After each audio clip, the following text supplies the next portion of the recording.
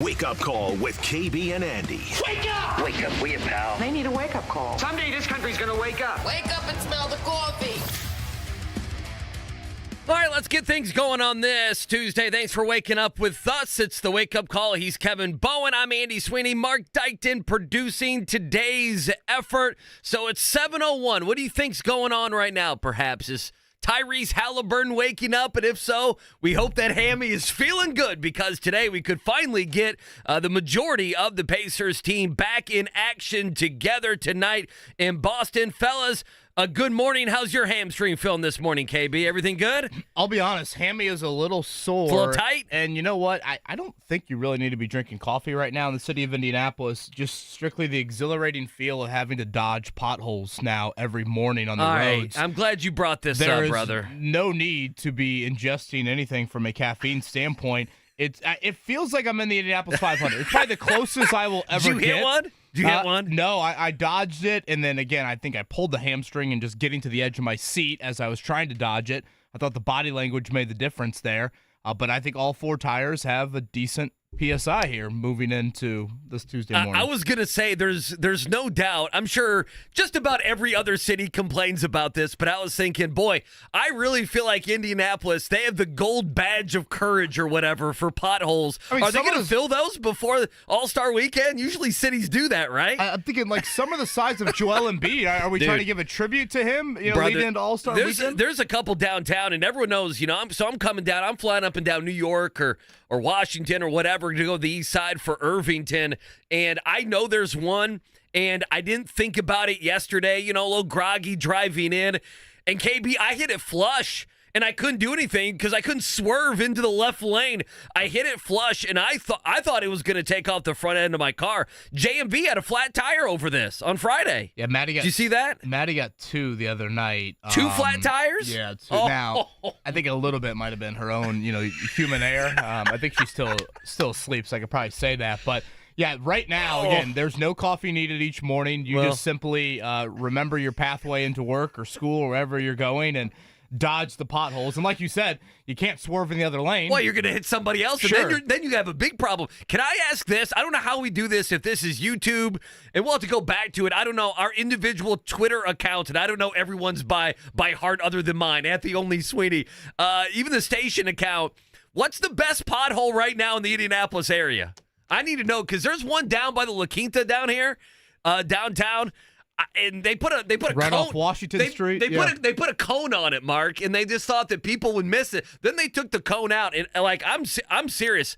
I could take a bath in that pothole. There was one where I was driving home the other day, and someone in their front lawn put "hole" on a sign and a little arrow pointing in front of their lawn. I'm like, what just an incredibly nice neighborly thing to do to alert everyone that there is a hole right there. So. Yeah, maybe they're not too fond of their neighbor. Maybe that's what they were doing. Well, oh man, maybe that is it. That's where it's my heart is. unbelievable, though. No, it should be on this I'm glad Tuesday you finally, morning. You know, that's the courage of Kevin Bowen. That's the courage of this show to bring up the things that matter. But usually, last thing I know, Pacers tonight. We have some cold stuff. Carlisle at 8:00. Mike DeCourcy at 8:30. Usually, when there's like a big event, around the city, they do things that clean up the city. We're getting pretty close here to the All-Star Well, weekend. honestly, it's probably one of those things where we just need to wait till the last minute and then fill everything. Well, you're probably right. Inevitably, there will be another, a couple dozen potholes. Well, there's supposed to be some here. sleet today for a few minutes, I guess, in 9-10 o'clock hour. We'll see. Anyway. Good Tuesday morning to everybody out there. Thank you for spending it with us. It is the Wake Up Call. I'm Kevin Bowen, Andy Sweeney, and Mark Dykton on the ones and twos. As Andy said, Rick Carlisle coming up at 8:00. Tyrese Haliburton, a 20-minute scrimmage for him yesterday. The thought is, as long as he wakes up feeling good today in Boston, he will give it a go. I would think the Celtics are waking up a little bit sore from last night. They had a pretty taxing effort against the Pelicans. They were down 10 at halftime. They had to leave their starters in deep into the fourth quarter to come back and win that game. So that is some good news, I think, for the Pacers in benefiting from a back-to-back. I know the Pacers have been kind of on the wrong end of it here the last couple of weeks, just how the schedule falls. They're on the good end of it tonight. Couple of things to note. Not only Haliburton injury, but Miles Turner, questionable with back spasms. He did say to Jake and Jimmy yesterday that he plans to give it a go. But again, just something to kind of cross off the list. Benedict Mathurin with a toe injury is questionable. And also, for those that have obviously been in the routine of Bally Sports, this is exclusively on TNT tonight. So no Bally action for you here. Chris Teneri, Quinn Buckner, and company getting the night off. This will be the TNT nationally televised broadcast, and it is a 7:30 tip each and every night this week. So tonight in Boston, New York on Thursday, back on Bally on Thursday, and then they'll round out the week here in Indy against Sacramento. That is also a 7:30 tip. Yeah, just looking, by the way, the Knicks got to sit everyone. Randall's out a couple weeks. They got to sit OG Anunoby as well, and they beat the Hornets. Now, I did see, even though it's TNT, Denari and company, they get to go on the trip. They're in Boston right now. It's Chris Teneri's birthday, I think, yesterday. Did you see? They're out for like a steak dinner or something like that. The guys had a good time last night. I was told they were at the clubs until the wee hours of the morning.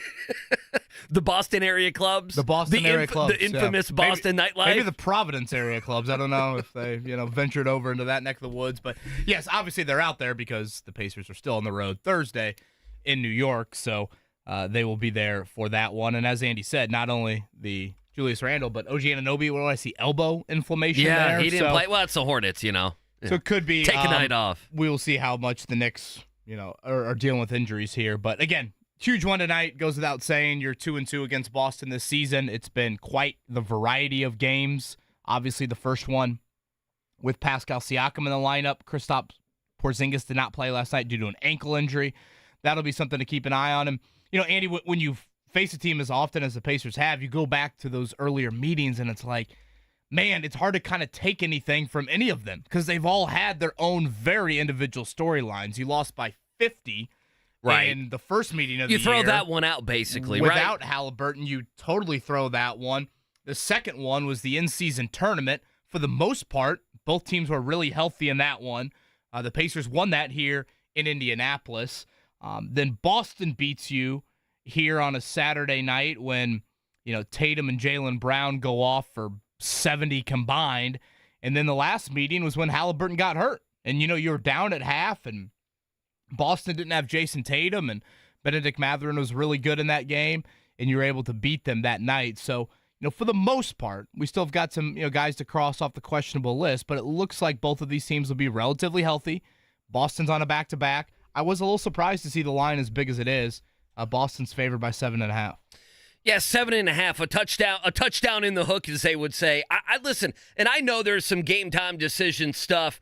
Just move the Celtics out of this. I think, Pacers fans now for the last several weeks, and no doubt going back to the last time, KB, they played Boston and having the injury. Everyone can remember you won that game, but it was such a grim scene, and all the brass was there, and Haliburton's aging. You were at the game, right? You were at that game. Yeah, end of the first half, night of the national title game. Yeah, that everybody is holding their breath and just kind of waiting to see what was going to happen with Haliburton. He gets carried off. He has, the towel on the head and everything else. And, the last few weeks, the Siakam has given you a jolt of energy. And I can't wait to talk with Carlisle coming up at 8 o'clock. This past weekend, I said it yesterday, I'll say it again today, the Thursday, Friday, Sunday, winning those 3 games before hitting the road and going to play a team like Boston was so big. This could be a loss where they would have been 500. If they lose those games, you lose tonight, suddenly you're a 500 basketball team. But, the chance to see and really see, you hope, an extended amount of time now. You get to see Haliburton with Siakam and with all of the, and I call them, and they should, they're more than this, the complementary pieces. You would imagine Turner's back. He basically told Jay Query yesterday and Jimmy Cook. And by the way, Jimmy only wears the Kansas City Chiefs ring on game day. I was wrong about that. He has a special ring. I talked about this last week. Sure, his wife is relieved about that. He takes the ring off each Sunday. They only knew about it on their show because I guess the Chiefs opened, if you remember, on Thursday Night Football. Thursday Night Football. But if I get to see everyone, right? Like you haven't got this. Siakam has been good, and he's been good to very good to great without Haliburton and company. Now you get him back in the next few games for these guys to figure out their flow, and it might not even take them a few games, is going to be fantastic. This is like a low-key like fun night for Pacer fans. You get Haliburton back, Turner back, and you hope Matherin plays as well. Well, I don't even know if I would call it low key. I think for some people that either don't subscribe to Bally or don't live in this market, it's one of the few times you see the Pacers all year long. So I think that draws a bunch of eyes, and then you throw on top of it, it could be the first time you've seen Haliburton and Siakam together since that Portland game, and even that game, it was at 10 o'clock on a Friday night. You can kind of get lost in the shuffle. And I also want to throw this Rick Carlisle's way when he joins us at 8, and a bit of a hat tip to him. I mean, coming into this season, one of the storylines in that I had concern about, 45-plus wins, what would happen if Haliburton were to miss time? And how were you going to react to that? Last year, this team got run off the floor on a routine basis without Haliburton. They were, I think it was 7-19, I want to say it was, last year. 12 of those losses by double digits, several of them by at least 20. I mean, just outclassed so often when he was off the floor. And this year, they're 7-6 without him. And if you look at some of the wins, it's over Philadelphia. Sure. It's over Phoenix. It's at Miami back if you want to go pre-Siakam even. How about the Boston game? I know that doesn't qualify necessarily in the 7-6, but Haliburton gets hurt in that game. You're down double figures when he gets hurt. And I know Boston didn't have Jason Tatum in that one, but still, you're able to come back and win that game. So again, the plan is for Haliburton to play. They're going to see how he feels this morning. And I do think another element to the next week or so, and I don't think it's as much on the front burner as it was pre-Siakam trade, but it also is, how does this core look before the trade deadline a week from Thursday? Now, part of me sits here and thinks, has the Siakam trade meant the Pacers are done? Are they kind of like, hey, you know what? Buddy Hield and a re-sign, Obi Toppin and a re-sign, we'll worry about that in the offseason. We kind of want to be all in. I know is a really juicy phrase, but we're in on the next couple of months. We're not, all in is exhausting everything and trading, first-round picks until whatever, 2030 or however you can. All in on this year, but there is a part of me that's like, wait a minute. The Siakam trade has kind of reset some things, and you need to get stuff done early. Short-term expectations have even risen more than maybe where they were pre-trade. So I look at it and think, okay, Buddy might not be going anywhere, even though the minutes have been a little up and down for him as of late. Obi Toppin, he might not be going anywhere. I think that's kind of an element to the last week or so post-Siakam trade that I'm like, okay, this could be it for Indiana. And this might be their group here moving forward. Whereas I felt like when the trade happened, I thought to myself, well, they got to make one more move, that's what right? we all said, right? Because there's that log jam at the 4. What else was going on there? Jarris Walker was in the lineup.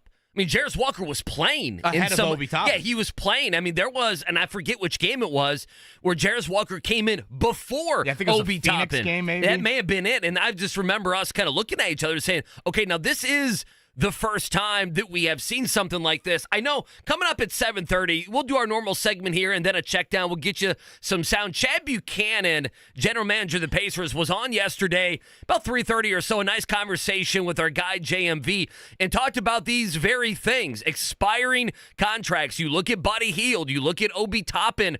How does that lead you over the next couple weeks, week and a half or so with the trade deadline? That was something they talked about. Could this be the group that you do go into the postseason to make a run with? I think that's a conversation piece. And just, in my mind, what is so interesting about the upcoming playoffs is the Pacers gotta feel, and they'll never tell us, but you gotta feel with the success that you've had against some of these top teams, with the success that you've had specifically against Milwaukee, and then I combine that the 76ers always find a way to choke it in the playoffs. And obviously, you really have to worry about a team like Boston.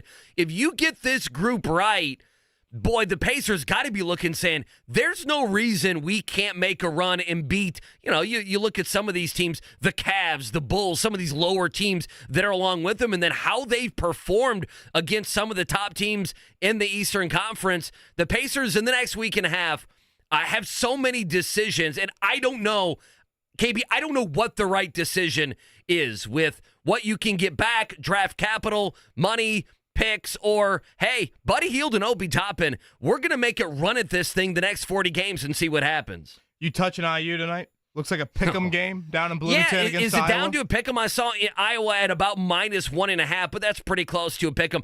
I actually think Indiana's got a chance in this game. Is that terrible of me to say? You know, I've sat here every single time they played and said, take the other team minus whatever number, and I've been right more than not. I kind of feel like Indiana might win tonight. Just can't believe at the start of the year you would have an Iowa team that is not close to the bubble be inside of Assembly Hall, and Andy Sweeney would utter the phrase, "I actually think IU has a chance tonight." Yeah, see, I'm not a Fran McCaffrey fan at all, so this is part of it. When does IU hit their first 3 tonight? 40 minutes without one on Saturday. Okay, well, what would the over-under be? Do they get one by the first media timeout? Oh, I was going to say second media timeout.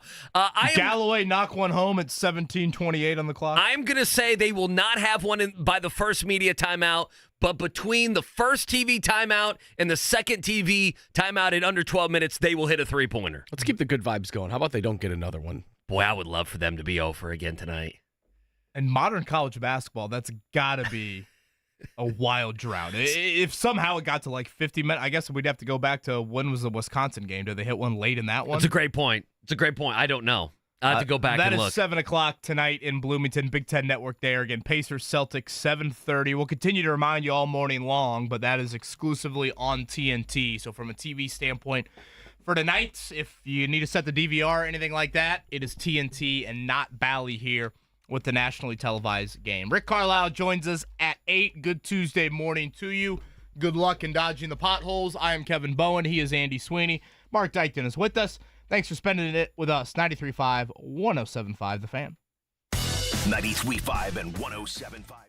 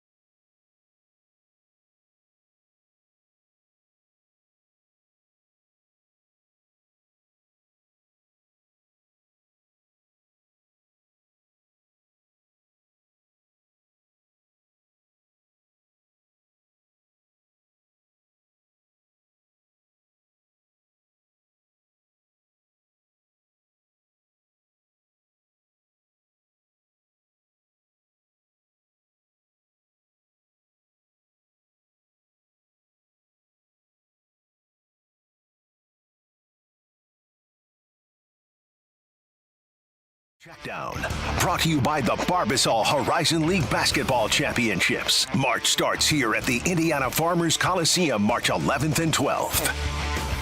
All right, it is the Pacers on the road tonight in Boston, 7:30. That tip-off on TNT. You can hear it 7 o'clock right here on The Fan. All right, let's get to some of this sound. Chad Buchanan, Pacers GM yesterday, was on with JMV. This is similar to what you heard from Haliburton. He practiced yesterday. Going to see how he feels this morning. Here's Buchanan yesterday on The Fan. He went through practice today, and things went pretty well. I think we'll see how he feels tomorrow. Optimistic that if everything goes well and he wakes up, feels okay, and the medical staff, everybody is aligned that, we'll have him, give it a go tomorrow. So, but a lot can happen in 24 hours. Never know until, you wake up and see how you feel after a workout.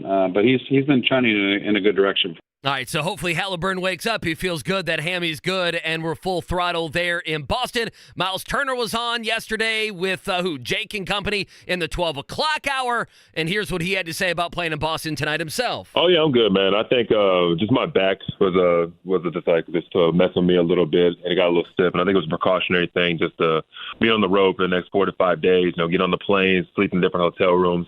If anything, it was a precautionary thing on the medical team's part. But I'm good, man. I'll be good to go against Boston here on Tuesday.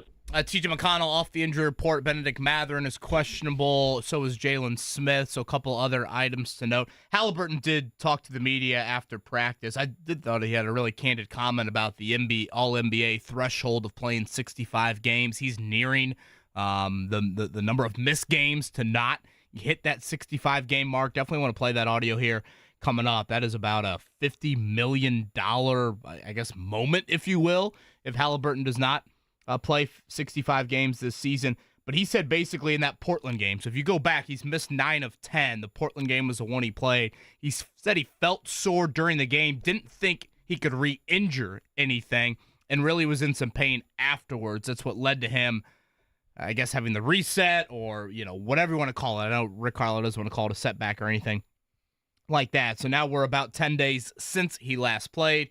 And again, the hope is tonight he will give it a go. Boston played last night against the Pelicans. They were down for large portions of that game. They were down a lot, really, in the first half.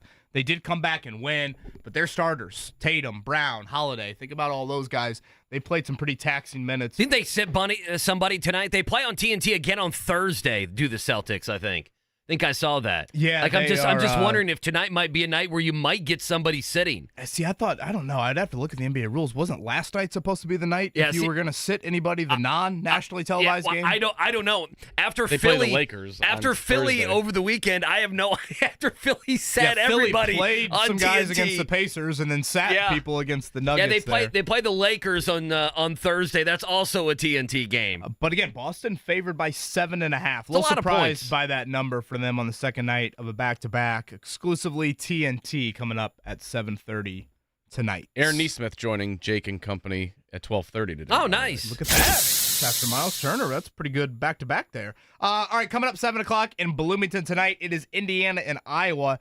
This has been a really difficult team for Indiana to guard, especially here lately in the Mike Woodson era. Now, granted, it helps probably when Keegan and Chris Murray are playing for Iowa. Obviously, they are no longer there. Iowa, not a team that has had a great season by any means. I've kind of seen the line both ways. I've seen Iowa favored by 1, Indiana favored by 1. So right around a pick 'em for this one. Mike Woodson said last night on Inside IU Basketball that they will know more on Khalil Ware's status coming up today. Woodson said that Ware did participate on the floor Monday, but we have to make sure his ankle is still not puffy and sore. Ooh, puffy. When's the last time you had a puffy ankle? Boy, I would say it's been a while. Yeah, I'm trying to think. Did I, turn my ankle on a kid toy here in the last month or so? When's the last time you stepped on? I remember you came in here and you were in pain. You stepped on a Lego about 2 months ago. I felt like it was for a some scene reason. from I Home remember Alone. it was in the middle of the NFL season. Now it's like just don't step in a pothole, or else you'll never come back. You'll never see your family You'll again. lose a leg. You'll just disappear. By the way, into the pothole. The Indiana drought from three-point land, not very long, dating back to the Wisconsin game. Trey Galloway hit a three with 7 seconds to go in that game to make it a 12-point loss. Oh man! So we're at 40 I remember minutes that. and I remember 7 that. seconds Come on, Galloway. for the last three-pointer for Indiana. That ruins everything, in. doesn't it? You get good Just a little bit. You get good Xavier Johnson tonight? Again? I think you get pretty good. I don't know if you get good Xavier Johnson. I think you get pretty good Xavier Johnson. The question is, will he have a technical or a flagrant foul of any kind? That's the question. Better chance that he gets a flagrant or Fran gets a tech tonight. You got to go with Fran. That's decades of work. That's decades of getting technicals. I would say it's Fran McCaffrey, who again gets to act a way that no one else gets to act on the sideline. Yeah, big night it's acceptable for Iowa guard Tony Perkins, the LN product, coming back to his home state. 7 o'clock tip for Indiana. A couple other college basketball notes. Purdue remains number 2 in the polls. They will have a rematch with Northwestern tomorrow. I do think that's a really important game for Purdue, not just Big Ten standing wise. I know everyone looks to Wisconsin on Sunday, and we can get maybe more into this on tomorrow's show, defending Boo Buie. If you look at some of the elite teams that Purdue has played this year, they don't really have a guard like Buie. I mean, he is a very dynamic, I guess for lack of a better description, he's a little guard. And like if you look at the teams in Maui or even if you look at Illinois or you look at Arizona, they don't really have that dynamic guard. And Buie was obviously outstanding against Purdue in that first meeting. So I do think how they defend him tomorrow night is something to keep an eye on. Indiana State continues to climb in the receiving votes part of the poll. If you look at that, they are up to 31st if you want to look into the receiving votes. So the Sycamores knocking on the top 25. They will be back in action tomorrow night. No horns down controversy last night either. That's what I was going to say. Houston went in and beat Texas they last lost, night. Right, in overtime? Yeah, Texas lost at home in overtime, and I guess there was nothing that happened. I guess the Houston players were... Kelvin Sampson's bunch behaved. I guess Kelvin Sampson had the group well behaved last night. Kelvin Sampson... Congratulations. I was watching that game. They deserve the Trester Award for that effort. Shed went to go shoot a 3 to try to avoid overtime, and you could just tell that he airballed it, and Kelvin Sampson just looked like, I wanted you to drive to the hoop, not just launch a 3. he was just so like just pissed off, and it was hilarious. He had to look upset. Duke, by the way, wins at Virginia Tech. I should bet Duke in that game. They won 77-67. The only other thing I know Purdue fans not happy about this. Do you see the Cousy Award midseason finalist list came Braden out? Smith, right? No Braden Smith on that list. So debate that amongst yourselves, Purdue fans, obviously. I would be one that would obviously disagree with that. I am a huge Braden Smith advocate. Saw yesterday, Chris Foreman, Purdue's SID, does a great job with these notes that Braden Smith, the only player in college basketball averaging 12, 7, and 5 this year. Him and Lance Jones, we saw it over the weekend. They don't just have to score to impact the game. Think back to Bloomington. Braden Smith doesn't shoot it well, but then boom, he ends the game with 8 or 9 assists, and you look at Gabe Cupps and Xavier Johnson in that game. They don't score either, but they don't impact the game in other ways. Very important for Braden Smith. And again, Lance Jones, we saw it on Sunday in the win at Rutgers, both of them doing it in other ways. All right, on the other side, I think some interesting comments from Tyrese Haliburton yesterday, and also Chad Buchanan joined JMV, the Pacers GM. Will the Pacers be quiet at the trade deadline coming up a week from Thursday? We'll talk about that. Rick Carlisle joins us in 30. Tuesday Aquarium Company.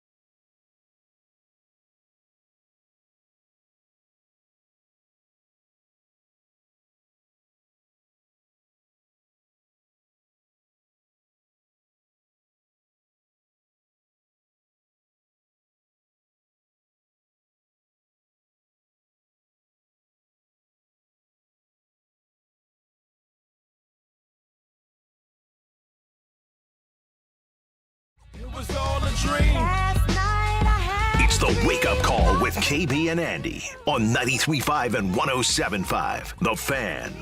Yeah, thanks for waking up with us, hanging out here on The Fan on this Tuesday. Reminder, Rick Carlisle will join us, Pacers head coach, coming up at 8 o'clock. We'll talk some college basketball with Mike DeCourcy coming up at 8:30. The news that everyone wants this morning before we dive into Chad Buchanan's sound. Did you see they have measured, Kevin Bowen, the left hand of Michael Penix Jr.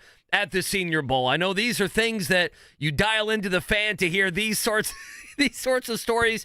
He is a 10-inch and 3/4 hand. So there you go. Michael Penix Jr. You going to draft him now? What does that mean? I have no idea what it means. Bigger than Kenny Pickett's hands? It is bigger than Kenny Pickett's little tiny man hands, I I'm guess. waiting until the combine for the official results. Jordan Reed tomorrow, Mark, ESPN draft analyst? Yes. Michael Penix, does he hear his name on day one of the draft?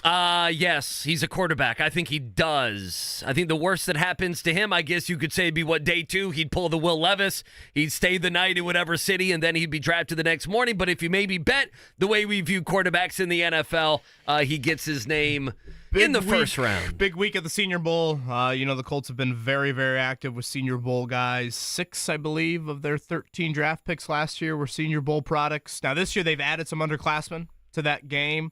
I think the other thing to note on the Colts, too, looks like Ed Dodds, the right-hand man to Chris Ballard, will be returning. Saw late last night the Chargers seem to be zeroing in on one of the Ravens personnel people to pair up with Jim Harbaugh, I should say, which, given the family dynamic there, I guess that makes a little bit of sense. So unless I'm missing something, I felt like that was the one, besides the Raiders, that Ed Dodds was kind of rumored for. So for like the umpteenth year in a row. I was Ed about Dodds to say, how many years is this you've done the Ed Dodds dance? With some GM jobs, but ultimately looks like he'll be back in Indy. The Ed Dodds tour is kind of like the Disney on Ice tour. The Pacers go away for a little bit, and then they always come back. Literally, yeah. I was like trying to think of a coaching case. I guess Harbaugh kind of had that for a while. Yeah, he it did. was like each year, I was like, wait, is he leaving Michigan or not? So yeah, a couple Colts items. I do at some point want to get to, Andy. I think if you look at San Francisco and Kansas City, in particular how they've built their teams with their quarterback contracts, there's a lot of things that I think the Colts sit here in 2024 and they are in a position to try and achieve. So we'll get into that at some point today. All right. So yesterday, Chad Buchanan was on with with JMV. I want to get to some of that sound here in a little, but it's interesting. So KB and I always text, hey, what do you think in the first segment, 7:30 segment, the big segment? What are you thinking about Carlisle coming up at 8 o'clock? And it's funny that organically both of us heard the same thing yesterday in the availability with Tyrese Haliburton. So Haliburton met with the media. He talked about his hamstring and, he hopes to be back tonight. He's just got to wake up in the morning when he went through practice and he can't wait to play with Pascal Siakam and how the team has done, 7-6 this season without him. So all the things were talked about. And one thing that, and I don't know who, somebody asked, I'm not sure exactly who asked, but it's a great question, because we've been talking about it, and that is the 65-game threshold if he's going to make All-NBA. Now, you might be able to explain it better than I, but he needs to play in at least 65 games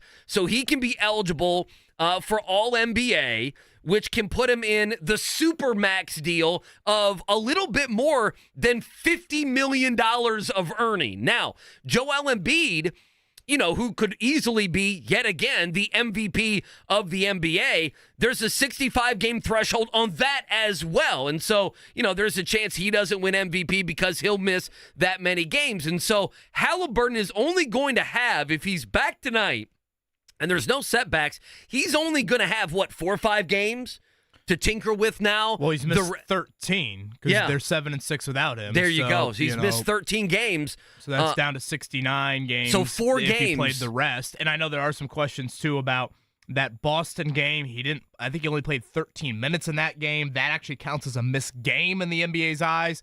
And then, of course, the Pacers would probably counter and say, wait a minute, he played in the extra in-season tournament game. Shouldn't that count?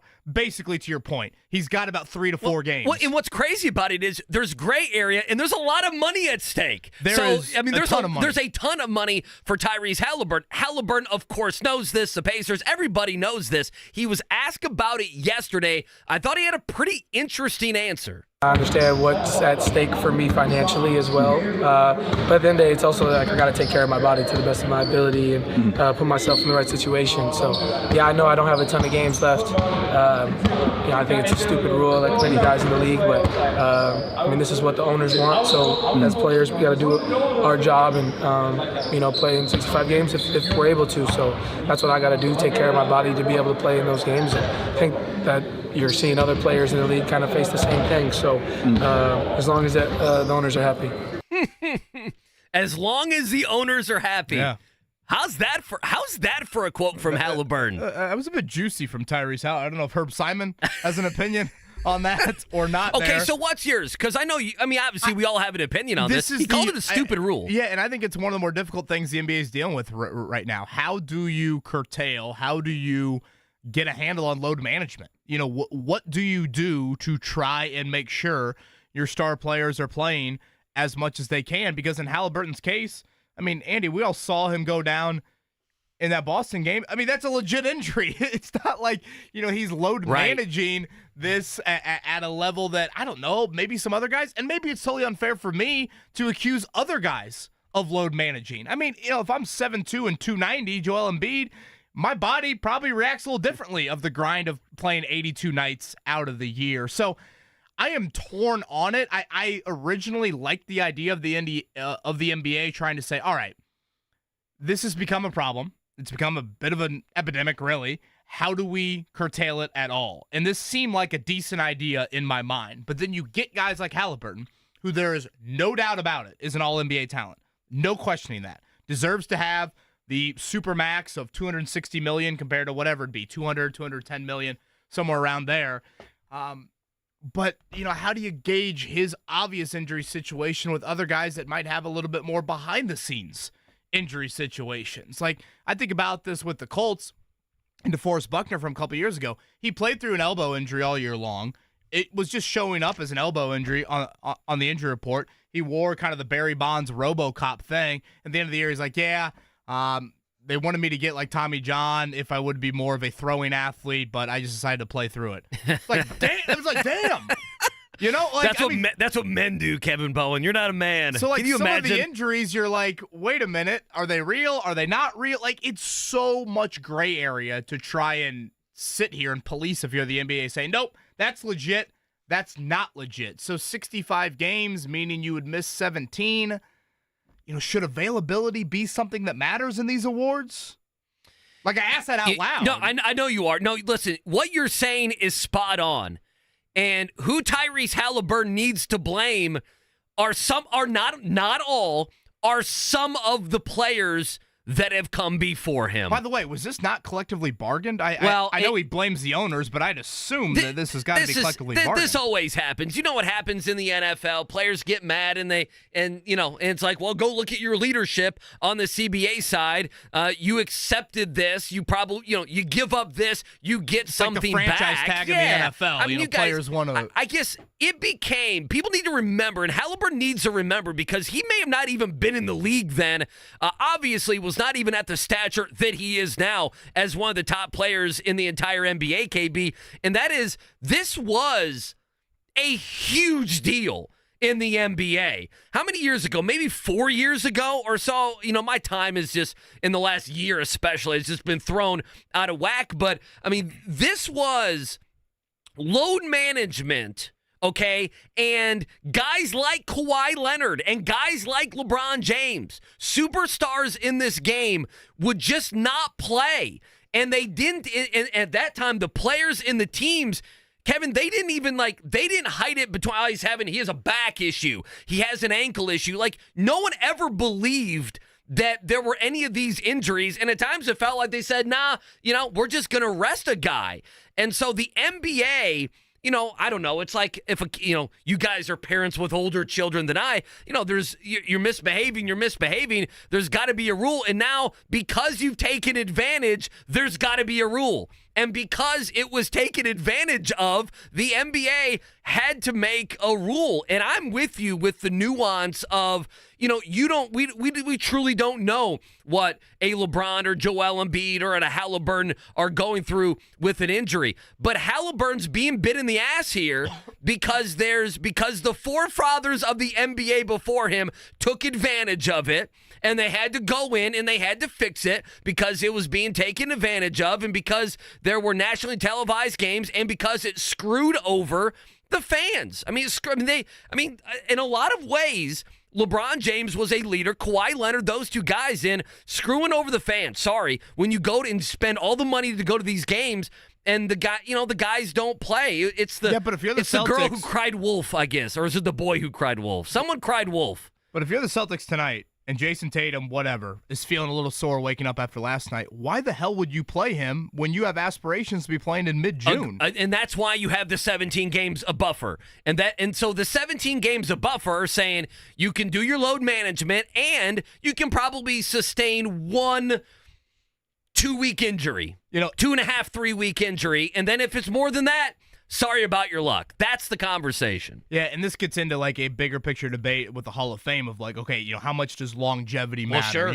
Sure. The Calvin Johnson careers versus the Reggie Wayne careers. Patrick Willis is a guy who's kind of going through this now in the NFL. Luke Kuechly's probably not at that level, but again, for 5 or 6 years, it was Hall of Fame pace, and then all of a sudden, boom, he retires. So I thought it was very candid from Haliburton. And again, part of me thinks he's all NBA. Let's just look at our eyes. He deserves to be rewarded like that. But then again, there's an element of like availability probably should matter in some of these cases. And there are some people that probably take advantage of the rule in much more discreet ways. They did a few years ago. And That's the problem. Ways yeah. With that. So it is something I think just to keep an eye on. A question I have for Rick Carlisle when he joins us in a few. Pacers got a back-to-back coming up this weekend, or this week, I should say, Thursday, Friday. Is Haliburton cleared for that? Is there any minute restriction with him in coming back, considering he has missed 9 of 10? Again, the expectation as of yesterday was Tyrese Haliburton will play today. They're going to gauge how he wakes up and feels. Did about a 20-minute scrimmage before the Pacers departed for Boston yesterday. He has missed 9 of 10. This is a game that he has had circled on the calendar for a long, long time, considering it is a TNT game. It is a standalone one. So certainly something to keep an eye on. And again, the fact that the Pacers are 7-6 without him this season, the fact that they've beaten some really quality opponents, those are signs of like, okay, you are a legit playoff type team. When you're able to be without your star and withstand it like they have, to be better than 500 without him, to have won in Miami, to have beaten Phoenix, to have beaten, Philly, and Embiid played, and Booker played, and I want to say Jimmy Butler played in that Miami game. That is a huge, huge step in the right direction. Last year had some promising moments for the Pacers, but they just got ran off the floor routinely without Haliburton. And Andy, I think it's worth pointing out, the win in Miami or the comeback against Boston a few weeks ago without Haliburton, again, that was without Siakam. So, yes, Siakam has greatly helped here over the last week or two, but, you got to give a shout-out to Andrew Nembhard. You got to give a shout-out to T.J. McConnell. There's been nights where Obi Toppin has stepped up. Benedict Mathurin, of course, has taken on more of a scoring burden. The Pacers have shown off their depth without Haliburton this season. Certainly, if you want to make any noise come the postseason, you got to have your lead guy. But to get there and to potentially be, whatever, a 5 seed, a 4 seed, who knows, you got to be able to withstand some moments without him. And they have more than done that this season. Before we get to this Chad Buchanan sound, he was on yesterday with JMV. I just wanted to ask you as an aside, because a lot's being made, and I understand it, but I'm also wondering when the Pacers can move beyond it. And again, I am understanding of it, especially this season. I can't wait till, even if it's next year, and it better be next year, I guess, that we don't have to totally worry and count on and circle when they're nationally broadcast. And listen, I know it's a big deal. A lot of NFL markets look at it and say, okay, we're on once. It's the Thursday night game. We're on nationally televised, we're on NBC or ESPN or whatever, and I get it this season. I understand why the Pacers didn't have a heavy load on national television, but I'm interested how much of a story that is next year, especially if they're a 5 seed and win a playoff series this year. Does that make sense? It's a small time conversation, in my opinion. Once the Pacers move beyond it, we'll never look back, and we'll look back and say, can you remember 5 years ago when we were all circling on that Tuesday night to go play Boston at 7:30 on TNT? Remember that? And I do think Haliburton has handled those questions pretty well. It's like, no. You earn it. You earn to be on national television, and they earned it in the in-season tournament. And I think moving forward, I just wanted to bring that up because it's been circled. Is he going to be back for that game? I'm like, in other years, if they're a high seed this year, you win a playoff, perhaps you win 2 playoff series. You have Haliburton, Siakam signs long term. Suddenly, you're a team that everybody wants to face. Let's hear from Chad Buchanan here. We'll have more time to react to this. So he was on general manager yesterday. For the Pacers, was on yesterday with JMV, making more moves. What will they do in the next week and a half? Here's what Buchanan had to say. We've had a pretty active month before that we got to the trade with Pascal, and this time of year when you make a major change like that, you don't want to get too anxious to do a bunch of stuff. That was a pretty big jolt to our team, adding Pascal, and we're excited about his addition, obviously, and we're kind of excited about some of the young guys, where they're growing with their development. And we're not in a big rush to try to totally revamp the roster because we've seen some good things from this group. And, if we get calls on deals that are, make sense for us and help the team be better, we're obviously going to listen, but we're not being super active at this point, John, on doing anything else because this was a pretty big change as is. Now, they always say deadline spur action. Yeah, you believe we them? are 9 days away from the trade deadline, but I actually do believe a good chunk of that, in that the Siakam trade has kind of recentered some things. And also, the other part I'm curious about is they made it clear before the start of the season they wanted to extend Buddy Hield. Now, they needed to try and get to a happy medium between both sides. They could not get there. How has the Siakam trade and the financial impact changed that? Assuming they give Siakam the mega deal, do you have room for Buddy Hield moving forward? Should that impact you a week from Thursday? Yeah, and then it gets into, do you have room for Obi Toppin moving forward? Should that impact you a week from Thursday? Financially, what you looked like in September is a whole lot different than what you look like financially as we turn the calendar to February. So I think those are some real conversations you have to have in weighing these final 2 months of the year. I do think there's a part of it internally, and I get it. You haven't won a playoff game in 6 years. You haven't won a playoff series in 9 years. Right. I know. This is probably the best you felt about your playoff positioning in that time frame, certainly in the last handful of years. So should you just say, screw it. If we can't re-sign Buddy, so what? We'll let him walk for nothing? That's not how you felt with the Colts, though. No. And that's what's so difficult about this. I'm torn because, again, I am too. You don't have 2 first-round picks next year. Right. So how do you get better moving forward this offseason? Is it just you're going to let Buddy walk, you're going to let Obi walk, and then all of a sudden it's like, okay, we hope that you pass the torch to Ben Shepherd. You pass the torch to Jarris Walker. I could see that. Obviously, there's a little bit of hope there with that. But at the same time, Buddy can be such a weapon for you and can easily go win you a playoff game. You would think that you would want him. Well, what's been the most important thing about this team is depth. So I guess my thing would be if you move these guys, there's 2 things. If you move these guys and it's picks or money, you're sending probably the wrong message. Well, it doesn't just have to be picks and money. No, but if it's players coming back, then I can get with it. To me, you can't lessen your team. Does that make sense? If you move Obi Toppin and you get a guy or 2 back that can help you, I'm fine with it. But at this point, I think they're committed to where if they move somebody and they're not getting someone back for this season, they're going to catch some heat with what they did with Siakam. They're not in a win now like Boston, but they're not in a just make the playoffs and everything's going to be okay either. They're real stuck in the middle. They really are. It's an odd spot to be in. The latest on Tyrese Haliburton with Rick Carlisle. Rick joins us next. If you're talking about it.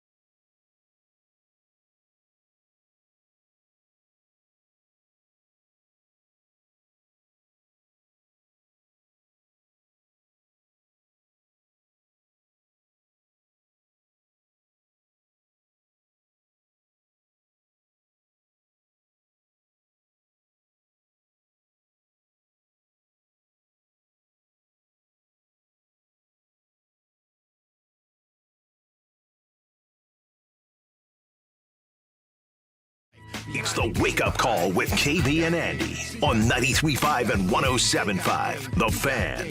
Hour number 2, 8 o'clock hour, as always, broadcasting live from the drivehubler.com studios. KB and Andy, Mark Dykton hanging out with us. Busy show coming up in about a half an hour. Mike DeCourcy will join us. We'll talk some college basketball pop quiz in the 9 o'clock hour. Busy on this Tuesday. Reminder as well tonight, Pacers in Boston.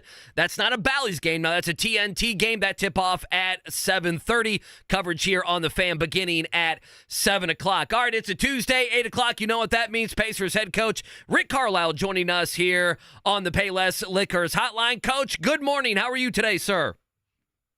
What's up? Not much. I mean, we're waiting for Tyrese Haliburton. I guess we can start there. When will you know today that your superstar, if he'll be back in the lineup tonight? I'm not exactly sure. I expect that he will play. He's done very well. Week and a half, whatever it's been, and he had another scrimmage yesterday, and we just got to make sure that he's still feeling good and still recovering well after these increased workouts. And then, if the answer is yes, then he'll be in there tonight. How did he look in practice or scrimmage yesterday? And do you foresee any restrictions tonight, or if he needs to play, 35 plus minutes, he'll be able to go? He looked good, and in terms of the minutes, I'm not going to get into what the minutes are going to be. He will not play a full game, but he will be brought back into this somewhat gradually, and we'll build it from there. So, but the most important thing, as you mentioned, is that he's feeling good today, and as I said, if that's the case, then I expect that he will play tonight. Last one for me on the Tyrese front, and maybe it's too early in the week to know this. Will he play in back-to-backs coming up Thursday, Friday? It's too early to say for sure. The hope is that we can once again build this thing up gradually and have him be able to play both games. I mean, like we're on national TV tonight. We play New York on Thursday, which is a big conference rival, and then we play Sacramento on Friday. I mean, and that's we know what that game's all about, because of the trade a couple of years ago and stuff. So, the hope is definitely that he can play all three and move forward, the right way into the weekend and beyond. Again, Rick Carlisle is with us tonight, 7:30. As Andy said, it's TNT. It'll be the Pacers and Celtics from Boston. Coach, you guys have been a much, much better team this season without Tyrese in the lineup compared to last year. And I feel like, in a way, it's not just been one guy. Certainly Siakam has helped over the last couple of weeks, but it's been a variety of guys before that. 7-6 on the year without Tyrese. Some really big wins against high-level teams without him. What do you point to as the reason for such a jump from last year to this year and how you guys have played without him? Well, two things, 2 or 3 things really. I mean, a year of more experience. So, guys like Nembhard, guys like Mathurin. You saw in the game. I don't know if you guys watched the game on Sunday, but playing Memphis right now is one of the most difficult things to do because they're physical. They got a bunch of highly motivated guys. They've got great coaching. They got Jaren Jackson Jr., who they've kind of turned into a point center, and he's really playing well. And, I mean, that's a rock fight playing those guys. And so, we had trouble getting our footing in the first quarter, and Mathurin came in, and, I think we're down 8 in the first quarter, and he just generated some offense, and he helped us get going. And so there's been real growth there. Nembhard was our only true point guard available. As TJ McConnell had a family thing he was addressing, so we played him in. We played Nembhard in 3 stretches in both halves to kind of try to keep him going. And then, you saw Ben Shepherd fill in at point and a little bit of Buddy Hield. And so, we had the experience in Sacramento a week and a half, 2 weeks ago, whatever it was, where we got through a game without 2 of our top 3 point guards and kind of duplicated it in the Memphis game with Nembhard instead of McConnell. So, there's that. There's the acquisition of Siakam, which really helps in a lot of ways. You got another playmaker, you got another scorer, you got another rebounder. You saw at the end of the game against Memphis, he's guarding Jackson Jr. They throw it into him. They try a keeper for a drive.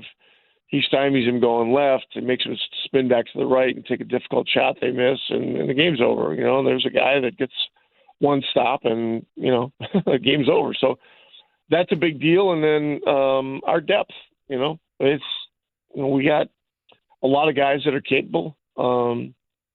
And the group has taken on the personality and the challenge of these types of situations and been resourceful in finding ways to compete and to get wins. Rick Carlisle with us here on this Tuesday on The Fan. Of course, Pacers in Boston tonight, 7:30 on TNT. You can hear it right here on The Fan. Just to add to that, Coach, if you don't mind, I mean, I would imagine for you, you're with back-to-backs and you play a game, you're on a plane, you're playing another game. It's hard to find satisfaction at times. And the way I said it yesterday for you guys was the win on Thursday, I don't know if it's magical, but just what an amazing win on Friday night against Phoenix. And then all the injuries really gutting it out in a physical. I know you talked about how physical that Memphis game was. Those 3 wins and those 3 wins at home, but also without Haliburton, to me, boy, I thought they were satisfying. And when we look back this season, if whatever seed you guys are in the playoffs, however this thing plays out, you can look back at that weekend and say, boy, that was a nice weekend for the Indiana Pacers. Did you find any satisfaction in what you guys did against Philly, Phoenix, and then gutting one out Sunday against Memphis? Yeah, those are all really tough games. Philadelphia, Miles Turner played great in that game. He took on the challenge with Joel Embiid, and Joel still had 30 points, but he was coming off a game where he scored 70. Miles made it tough on him. The guy's making fadeaway contested 17-foot shots, to get 30, and if that's the case, and you're not letting other 3-point shooters get going, that's a good thing. And so anyway, we win that game. The back-to-back is, it's difficult. So like tonight, we played Boston. They played a very tough game last night at home against New Orleans, and they won. And so, we got to do our best to take advantage of that. We got to go in there and we got to, play our game, try to play our game better than they play their game. And so, but the point is, we play Phoenix, they're rested, and Booker comes out as 29 in the first quarter, and Durant's flicking in shots, and Beal's running around. And so we gotta find a way to hang with them. We're down 17 at one point in that game. Hang with them, fight back, get our crowd into it. Hopefully, give ourselves a chance. That's exactly what we did, and fourth quarter was wild and crazy, but I think we held them to 17 or 19 points, and that was a great win. But look, Memphis is a tough game too. But the way you're describing this, you can't exhale. Right. Our goal is not to just win some games in January. We're on a bigger. A bigger picture challenge here, which is to become a championship contending team. And so there are just certain things that non-negotiables. Like our attention to details competitively. That's a big deal. Little things. Free throw block out. Blocking out your man. Squeezing the ball and coming up with possessions and. Shot selection. I mean, offensively, our guys have great freedom to take shots that come. I mean, we play a random style, and we depend on our players for shot creation. So, you can't be burping up some nonsense in these one possession games. And so, there's a lot going on. And so, those are 3 great wins. But we got 9 games until the All-Star break, and we got to keep our head down and keep our eye on the ball, and try to grind as many out as we can here, and then at the All-Star break, we can forget about things for a few days. Well, yeah, you want to watch effort, just watch that tip-in by Obi Toppin there on the final play of the Phoenix game to see the difference in that one. He is Rick Carlisle. He's with us here live from Boston. Pacers and Celtics coming up tonight at 7:30. Coach, this is for my own curiosity, and maybe you don't want to share, but I am curious. We did see you get ejected from the game last week, and I'm wondering to myself, does Rick Carlisle just go back there and, does he have a Bally Sports subscription? What do you do after an ejection? How do you consume the rest of the game? Yeah, I was seeing things that were really bothering me, and so it was time to get the fuck out of there. So that's what I did. And Siakam had just come to us a few days prior to that. I thought he got shoved on a play. There was no call, and so you want to stand up for a guy that is a new star player for you, and it just things were going sideways, and so I got a lot of faith in Lloyd Pierce and my coaching staff, and so it just was time to go, and I'd seen enough, and so I go back to my office. I don't know about a Bally Sports app, but we have a television that has a different kind of cable thing. It's like, channel 14.1, 15.1, and then some channels have 35.1, 35.2. So I don't know how the whole thing works other than 35.1 is the in-arena feed. And so, I go back there and watch the in-arena feed, and, Kevin Pritchard came back and we hung out and watched some of the third quarter together, and then he went back out and watched the game, and our guys did a great job. I mean, we got it to a 1 possession game and really had a chance, and then Jokic threw in 1 shot, and then a couple other things happened. But that's kind of the story of the whole thing. I've gotten a lot fewer technicals this year than last year, and ironically, early in the game, Ben Taylor, one of the referees, said, "Hey, how many you got this year?" I said, "I only have 4." I only have 4. So I mean, yeah, and then less than 20 minutes later, I had 6. So there you go. Do you find it's more of the magic word? It's the demonstrative nature. It's how far out on the court. Typically, I know you haven't gotten as many this year. What do you find is kind of the old, magic potion, if you will, to get the toss? Well, there's a litany of things you can do. But if you come out on the court, which I did, and say what the hell or whatever, and then you stay out there, you're going to get the second one. So that's kind of what happened on that one. And you hope not to get in those situations. And philosophically, there's some coaches that believe that that getting thrown out is something you should never do. If you guys want to look at something interesting, look at the history of NBA coaching ejections.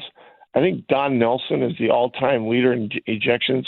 I think he got ejected like 78 times. Wow. I mean, it's like it is a galactic number. I've probably been thrown out, I don't know, 10 times in 22 or 23 years, whatever it's been. But 78 times, I mean, it's like crazy. Should get his own wing in the Hall of Fame for that. He should. No question.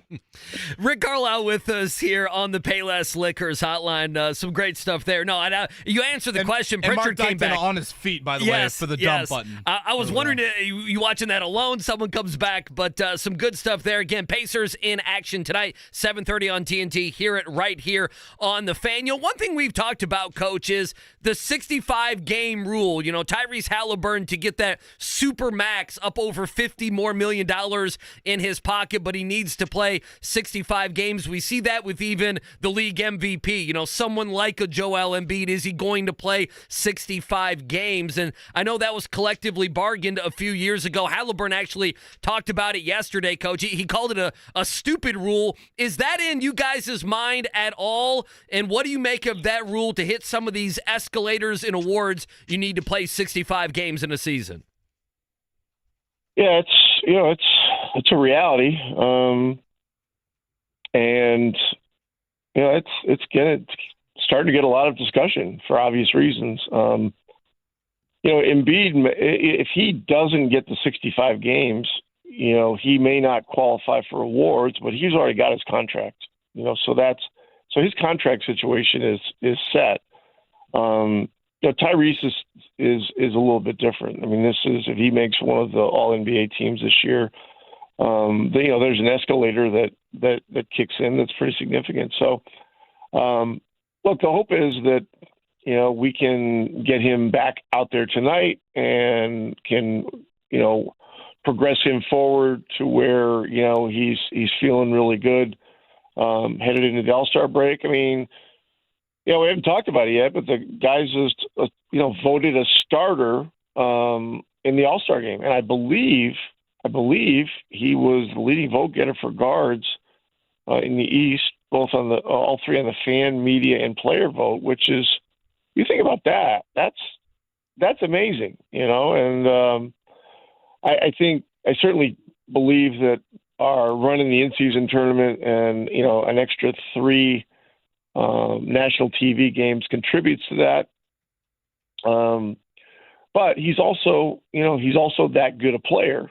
And so, the other thing, and whenever they negotiated this thing about 65 games, I don't know that the in-season tournament was set, but if you get to the finals of the in-season tournament, you're playing a game that doesn't count. Sure. I mean, it doesn't count as a win or a loss. It's just, but you're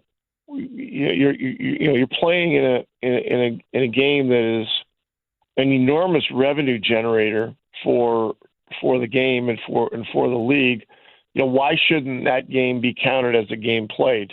And so maybe that'll be a consideration. Maybe it's something that the league's already talking about. Yesterday Bob Kravitz asked the question at practice, and it's a great question. So we'll see. But look, we got to go day to day with this. You can't look too far ahead, with anything. It's just if you do, you'll lose, the laser focus that you need every single day with this dynamic profession. And so, but Tyrese has done well, and so obviously we hope it continues forward. Coach, you think Benedict Mathurin and Miles Turner will give it a go tonight? Saw they're both questionable as well. We'll have to see. Ben had a thing that happened where he either got tripped or something, and he jammed his toe. And toe injuries are very painful. I don't know if it's a turf toe type thing or what, but Chris Duarte missed a bunch of games over the last 2 years with a toe thing, and Miles had a toe thing 2 or 3 years ago, and so we're hoping for the best there. I mean, Mathurin's a guy that he hates missing games. I mean, he just hates missing practice. You gotta tackle him to make him sit out of a practice where you're just doing walkthrough stuff. He's just and that's one of the things we love about him. But Miles' back has done better, but I'd be speaking out of school saying that they're both playing for sure because I don't know that. Again, tonight it is 7:30 in New York. On Thursday, also 7:30, and the back-to-back coming up with Sacramento on Friday. Coach, as always, we love these conversations. Hope that there is no Channel 35-1 that needs to be dialed up in the Garden tonight. Enjoy the trip back to Boston, and good luck this week. All right. Thanks, guys. Take care. Thank you. That is Rick Carlisle right there on the Payless Liquors hotline. I started off the show saying no need for coffee on this Tuesday morning. You just dodge the pothole. You just drive in Indy right now, and if you're not locked in, you're going to make a trip to insert your tire service here. Mark Dykton, not sure if I've ever seen you jump out of your chair as quickly as you did for the F. Insert the three letters afterwards. My heart's still pounding. Now. I need to call Jake's cardiologist, I think, and to get an appointment, get a checkup, because I wasn't expecting that. That's all right. You asked him just about the ejection, and I think he's still a bit ticked off about it. Did you get it in time? I think so. I mean, you have the 10 streamers, seconds. the streamers and the YouTube chat, they get it uncensored because that's just how it rolls. But on the radio waves, hopefully this dump button works in this new studio. So will the podcast have an explicit rating on it today? Maybe it will. I have a beep out or whatever. Guess we'll find out. If I'm employed by the end of the day, we'll see if that worked or not. That's the good stuff. No, Mark's got like 20 seconds. Isn't the delay here 20 seconds? It's 6. Is it only 6 seconds? Yeah. Uh-huh. Oh, my goodness. Okay. Hence the speed of my button pushing. Yeah, okay. I was wondering why you guys have always made it sound like that. I'm like, because, stations I've been at, I'm like, you get 10 seconds, 15, 20 seconds, something like that. Mark jumped as high as Obi Toppin to get out of his chair there and get to the dump button. You know when an NBA player hurts himself by hitting his head on the rim or the backboard or something like that? That was basically Mark Dykton. He jumped so high that he's in concussion protocol now. I could have rejected Wembanyama with that. I did have legitimate curiosity. I'm like, well, sure, I was going to ask it if you did. When you get ejected, what do you do? Yeah, what do you do? The only thing I would have added, but we were 2-3 questions on that is, like, Carlisle is seeing red at that point, and he's just been injected. So your heart rate is up and everything else. Your blood pressure is up. Does he hear fans on the way? Who are sitting by the tunnel there? Does he hear fans cheer him on in Cambridge, or the opposite? If you're on the road, maybe a couple double middle fingers go your way or something. Well, and I remember we had this conversation the morning after that Denver game, and I thought there was a particular reason why he got tossed, and I think he just shared with us. Oh, he told us. It was Pascal Siakam having a no call, and what really stood out to me on that play that Rick gets tossed, Siakam didn't even react. I know. That's Siakam the thing. didn't think he got fouled on one end, and then Siakam. NBA players, they whine if the halftime show is not up to par. If they get breathed on the wrong way, yeah. The fact that Siakam didn't even react on one end, and then I forget who it was, Kentavious Caldwell, one of those guys, Reggie Jackson, somebody hit a three, and usually when the stoppage of play happens, you see guys just walk over to the official and be like, hey, did you miss that over there? Whisper in his ear. Siakam didn't even do that. No, he didn't do any of it. Come on, Siakam. That is Rick Carlisle saying when it's time for negotiations. Remember when I defended him in that Denver game, his first home game? I think he's mentioning, is that digital TV that's 35.1? Don't you get a lot of that if you go to like a Marriott, you go check in, the Bowens check into a hotel? So he does not have Chris and Quinn on the call. Right? He's got the in-stadium feed. I'm guessing that's what he has is the in-stadium feed. Yeah. Uh-huh. Yeah. So he doesn't get ads during the free throws late in the game? I don't think he gets any of that. Pulse is still pretty fast. Mark is wired and ready to go. For those that missed it, Rick Carlisle dropping. He dropped an F-bomb. I would say the magic of all magic words with us in that segment. As far as the hardcore info, though, I thought a lot. Tyrese Haliburton, again, the expectation is he will play. Will not play a full game. The phrase that Rick used with us, brought along somewhat gradually. Again, we'll see the back-to-back. I thought Rick laid it out pretty accurately in talking about Thursday and Friday night. You've got the Knicks and you've got the Kings. They're both huge games. Yes, for different reasons. For team and then individual reasons. The team reason is you've got a head-to-head tiebreaker up for grabs with the Knicks that will be decided here in the next couple of weeks. You play them twice. You've already beat them once. You're going to play them twice here before the All-Star break. That will decide it. And then obviously Tyrese, more individually, of course, wants to play against Sacramento after he did not play against them earlier this year. So that is the back-to-back upcoming. And We'll see about Bennedict Mathurin. Toes, I feel like toes are one of those injuries. They're like, it's a toe. You're fine. But as Rick pointed out, it's a toe. Chris Duarte and Miles Turner missed a lot of time. And for Mathurin, Andy, he's got to be really hurt for that dude, not even to participate in practice, let alone play. So we'll keep an eye on that. He is questionable. Miles Turner is questionable as well. Yeah, and Mathurin was so good, especially in that Memphis game. You look at the last 4 games, Buddy Hield hasn't been very good, at least scoring the basketball. So you look at Mathurin, the importance there. By the way, just going back and looking at it, about a year ago, okay, so I should say July 1st, the new NBA season, last July 2023 is when the new CBA kicked in. So the 65-game threshold that we talked about, that's something that's been talked about for about 14, 15 months now, Kevin. We were wondering the timing on that, and the new 7-year CBA kicked in July. So it's a relatively new rule, and unfortunately for Tyrese Haliburton, if he was doing what if he was 3 years older and he was 3 years ago or even 2 years ago doing what he's doing now, he wouldn't have to worry about that. He could dip down to 60 games or 62 games or whatever it may be. I'm trying to remember who. It's not someone we had on the air. It was JMV or it was Jake and Jimmy. They were having the conversation around how there's going to be some gray area. Maybe it was Tony East who was on. There's going to be some gray area with the 65 game. And you mentioned the Pacers making it all the way to the finals of the in-season tournament. That's a lot of money to have gray area. Does that make sense? To not have a firm rule. In other words, if they're willing to, he played half the game or he played into the second quarter of a game against Boston, does that count as a full game? And then the in-season tournament, you're playing an extra game. Haliburton's playing all these games leading up to the finals. How does that change things? That's a big deal to Adam Silver and TV partners in the league as a whole. To not have a firm rule on that, I mean, if I'm Haliburton's agent, I'm already talking about that. Like, hey, my guys played these extra games. Yeah, what's the gray area here? It's $50 million we're talking about. Can the Pacers go around that? It's a great question. It's another great question. How about this? Yeah, I don't know. How about this from Joe? Coach's F-bomb came through loud and clear on the stream. Sounded like Mark Dykton. Terrific work on terrestrial radio. Mm-hmm. The stream, though, there's nothing you can do. Nope. The advantages of listening to the stream. Yeah. Yeah. I mean, you guys know uncensored potty talk. It's the internet, it's the stream, and it's YouTube. And you can do anything on the stream or YouTube except play Metallica or Taylor Swift music.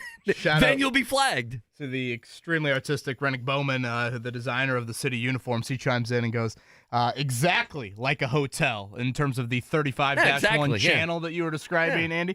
It's our in-house, in-office feed called IPTV.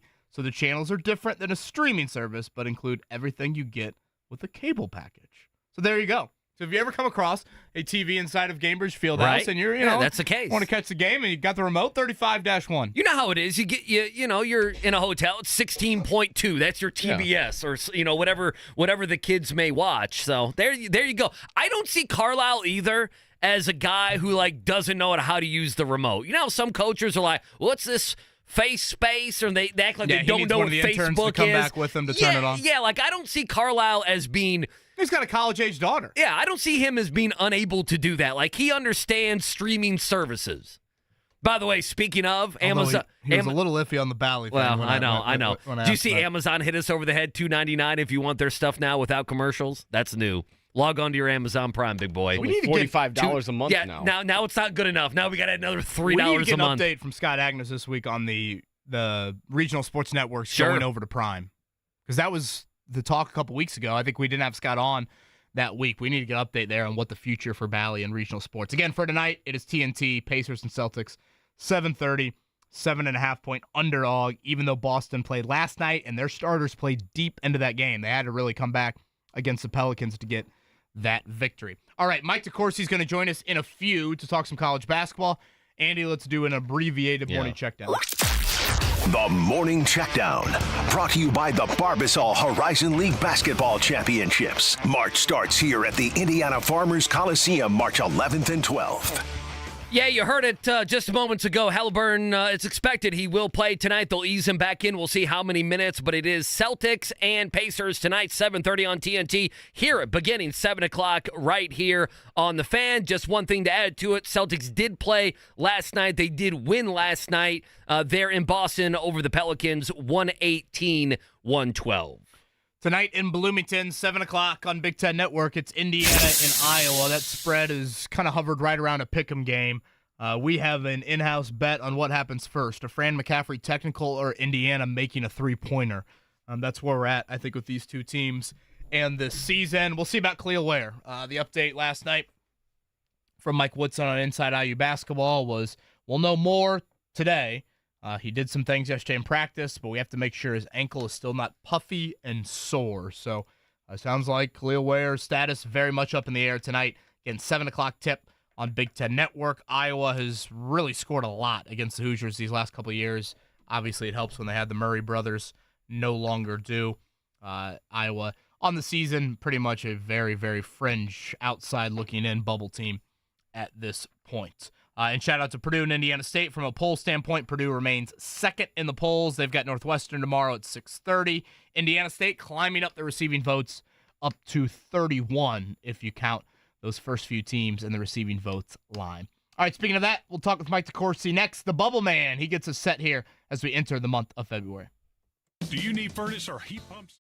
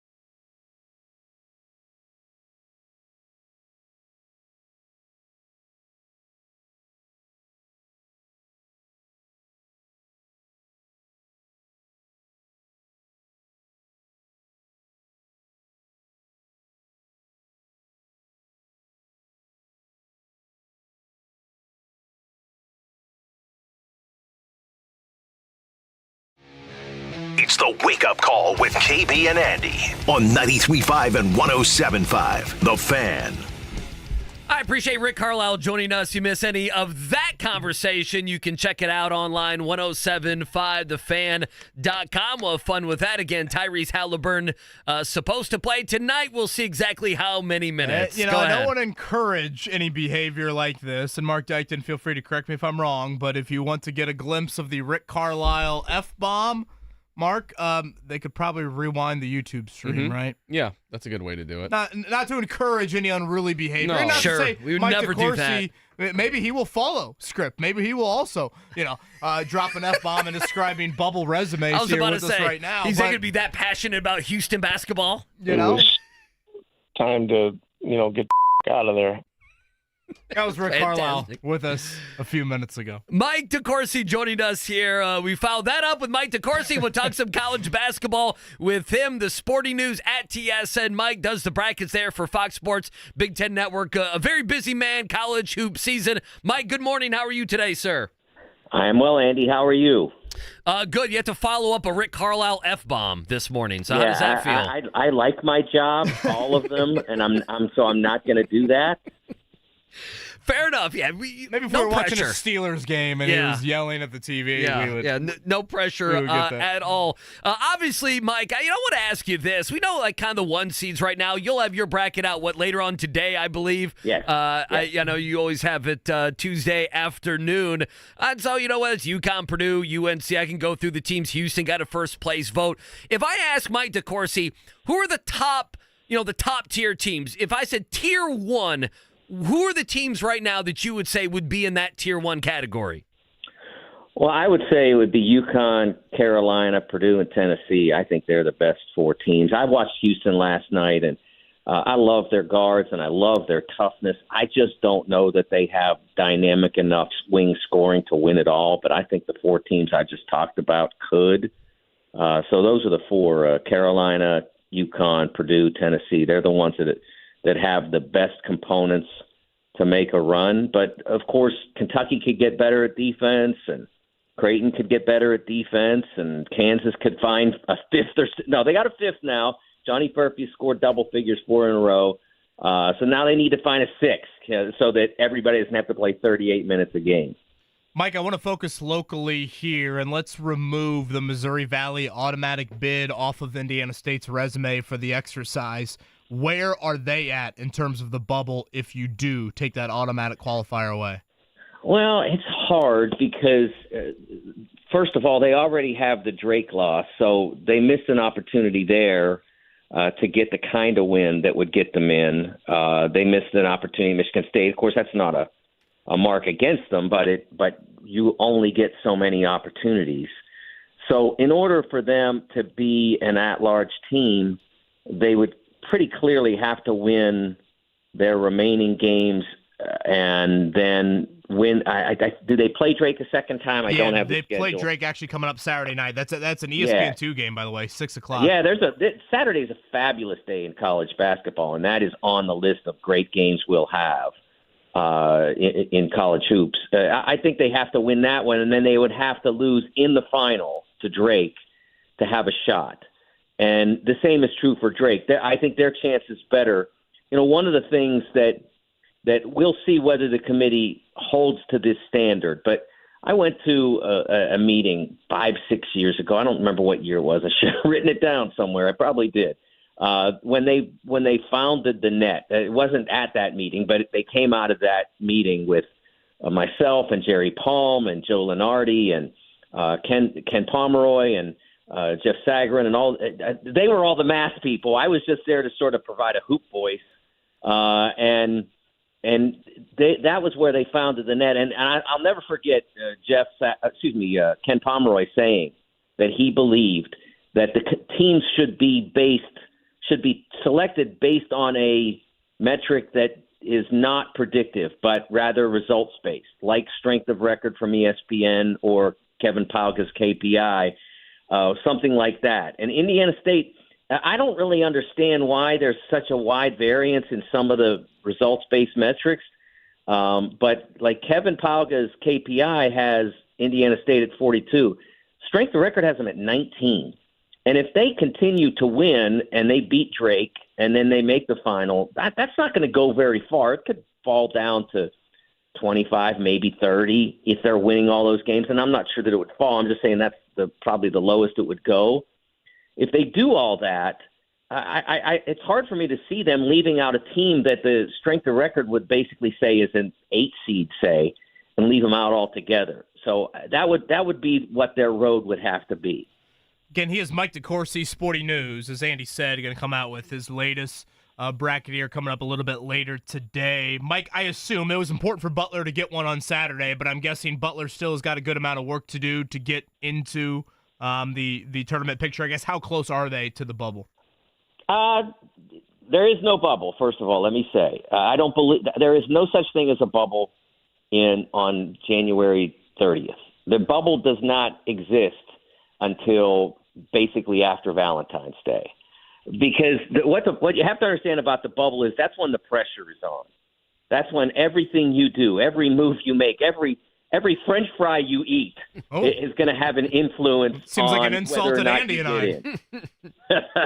I'm more of a tater tot guy these days because of the wife. You guys Waffle aren't fry, making if I'm going to be. You guys aren't making it. I'm talking about the Bulldogs here. You know, you guys aren't making it no matter how many fries you have or don't have. But they are in the picture. Certainly, they have 2 quad 1 wins. They're 52nd in the net. They are 50th in strength of record, 55th in Ken Palm. So that's in the picture. Now they have to do a lot from there, and they got some quality wins at the beginning of the year, which is helpful, and some of those are becoming more valuable. I mean, there are teams out there like Boise has continued to get better, and Texas Tech has continued to get better. There are teams out there that thought, they scored a win, like Memphis, say, beating Virginia, and thought, hey, look what we just did. And then Virginia kind of fell off the map a little bit. So Butler's wins, their non-conference wins, have continued to gain strength. The problem is, the Xavier loss in league is problematic now. So they've got to go out and make up for that. And the worst part of it for them is that they now go on the road to probably the 2 best teams in the league, Creighton and Connecticut. If they could split that, then they could come back feeling really confident about trying to make a run. But that's going to be very difficult. They're both terrific teams, Creighton and Connecticut. And Connecticut, you saw what they did to Xavier on Sunday. It was brutal. Yeah, it's quad 1 and quad 2 here for the next couple weeks. Opportunities for Butler basketball. Mike DeCourcy on the Payless Liquors hotline from the Sporting News, Big Ten Network, Fox Sports. The bracket out later today. I don't want to skip tomorrow night's matchup with Northwestern, and I'm talking about Purdue. Northwestern, of course, beat Purdue earlier. That is a quality basketball team. But since we have you on, I do want to ask about, you mentioned Saturday, such a big day with college basketball. The next day, Sunday, boy, you have a big one with Purdue at Wisconsin. Wisconsin, an NIT team last year, but this year, with Ken Palm, number 4 in the country, adjusted offense, top 50 team on defense. Their ascension from NIT to one of the better teams in the country. How would you handicap that matchup, and what has Wisconsin done to go from an NIT team to being number 6 in the country in a massive game with Purdue on Sunday? Yeah, I think first of all, what people need to understand about college basketball now is that nobody out there really is deep enough to withstand even one significant injury, especially to a star player. You had Tyler Wall get hurt about halfway through last year when Wisconsin had been playing reasonably well. They weren't going to be a great team, but they were going to get into the field. But then when Wall got hurt, they just weren't the same. And he did come back, but he wasn't the same. As a matter of fact, he wasn't the same player really until probably mid-December or so of this season. And so that was what took them down a year ago. But they got better as well, adding John Blackwell as a freshman, adding A.J. Storr as a transfer. Rick Pitino has done a lot of good things with St. John's in a single year in revamping the roster and bringing in people to make them better and holding on to Joel Soriano. But I don't understand why he let kind of open the door for A.J. Storr, because A.J. is fantastic.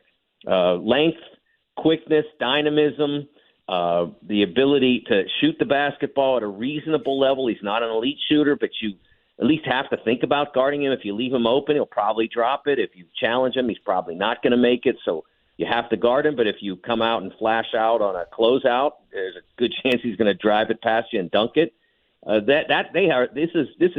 This may not be the most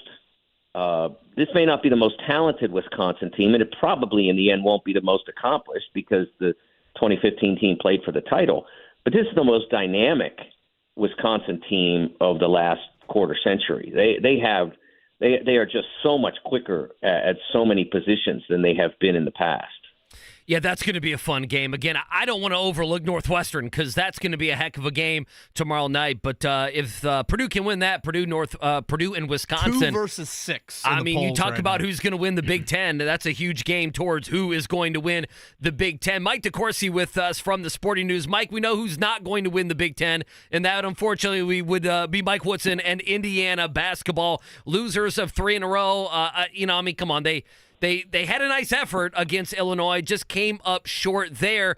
I don't want you to get mad at me, Mike. And obviously, Mike Woodson, not on the hot seat, but if they continue this trend and have this down year, I don't know, does Mike Woodson need to look around and say, I need more guards? What's a big picture IU feeling and or topic as I'm already kind of looking to the offseason if they continue to be this, 500-ish team, under 500, probably in the Big Ten?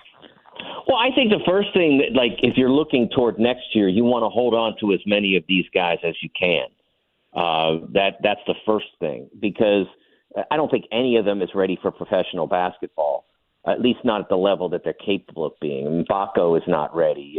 Malik Renew is not ready. Khalil Ware is not ready. Those guys are very capable college players, but well away from what their potential is. And then I would certainly want Trey Galloway to spend his 5th year if he's willing. I would want him to return as well.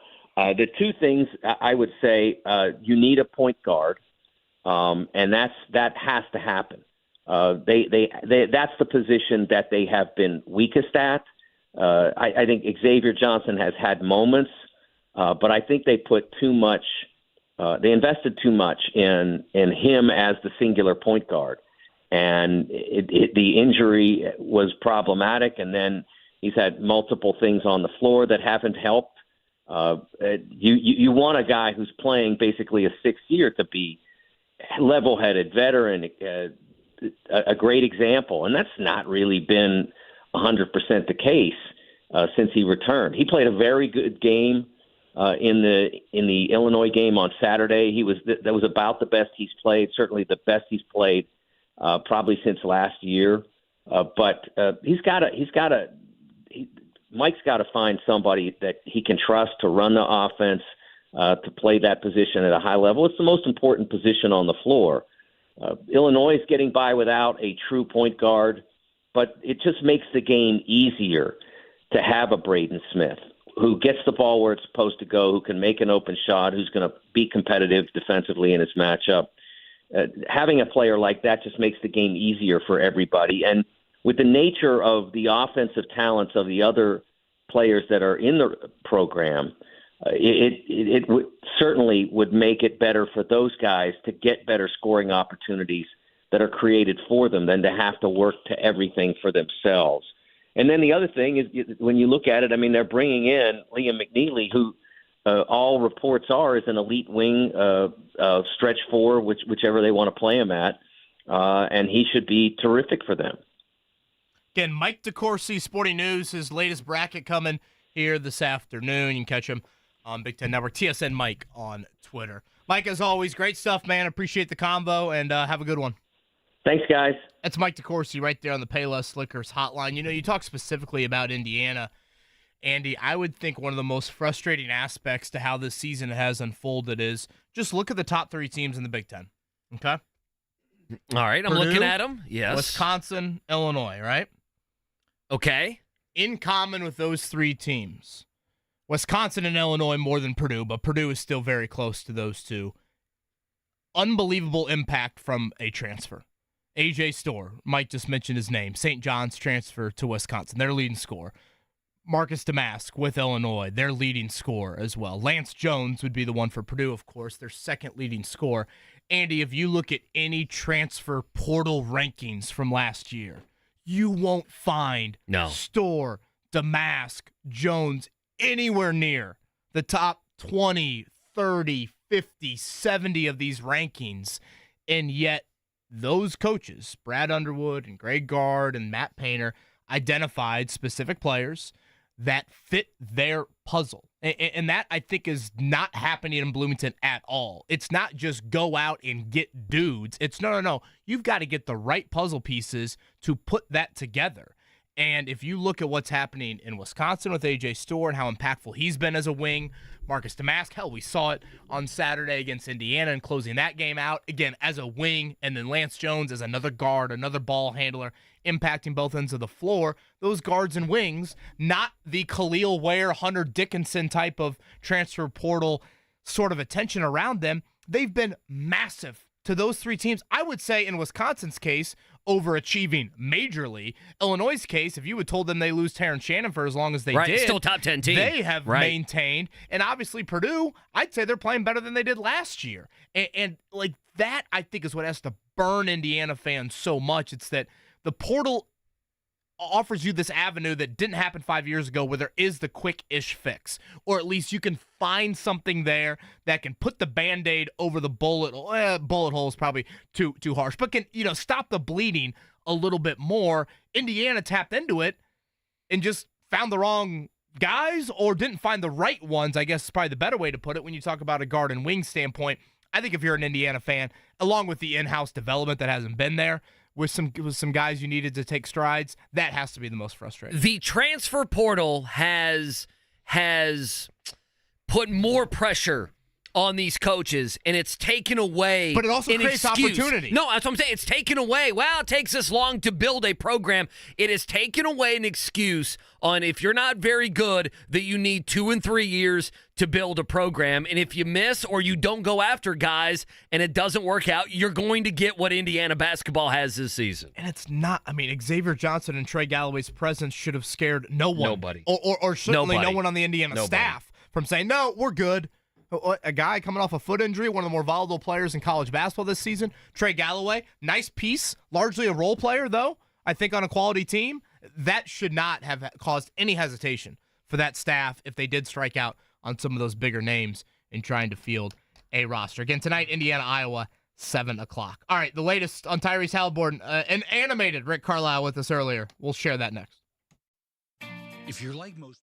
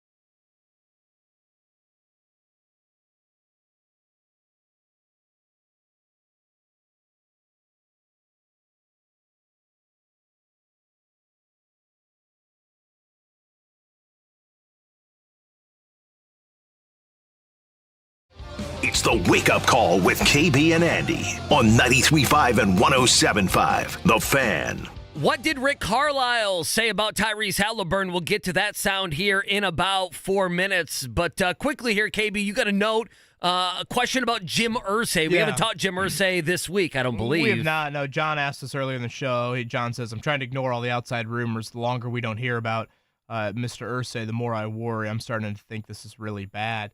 I would say this, and again, there's been nothing official from the Colts in several weeks now. My worry level is high. You know, this is a guy in Jim Irsay that is an extremely public individual, particularly for an NFL owner. And so you would think at the drop of any, positive, good news, back on track, however you want to describe it, we'd hear it from him. I mean, think about the guy tweets about just about anything and everything. And I think anybody that has the medical history that he does, the age that he is, at 64 years old, and, to use the phrase from the Colts, a severe respiratory illness.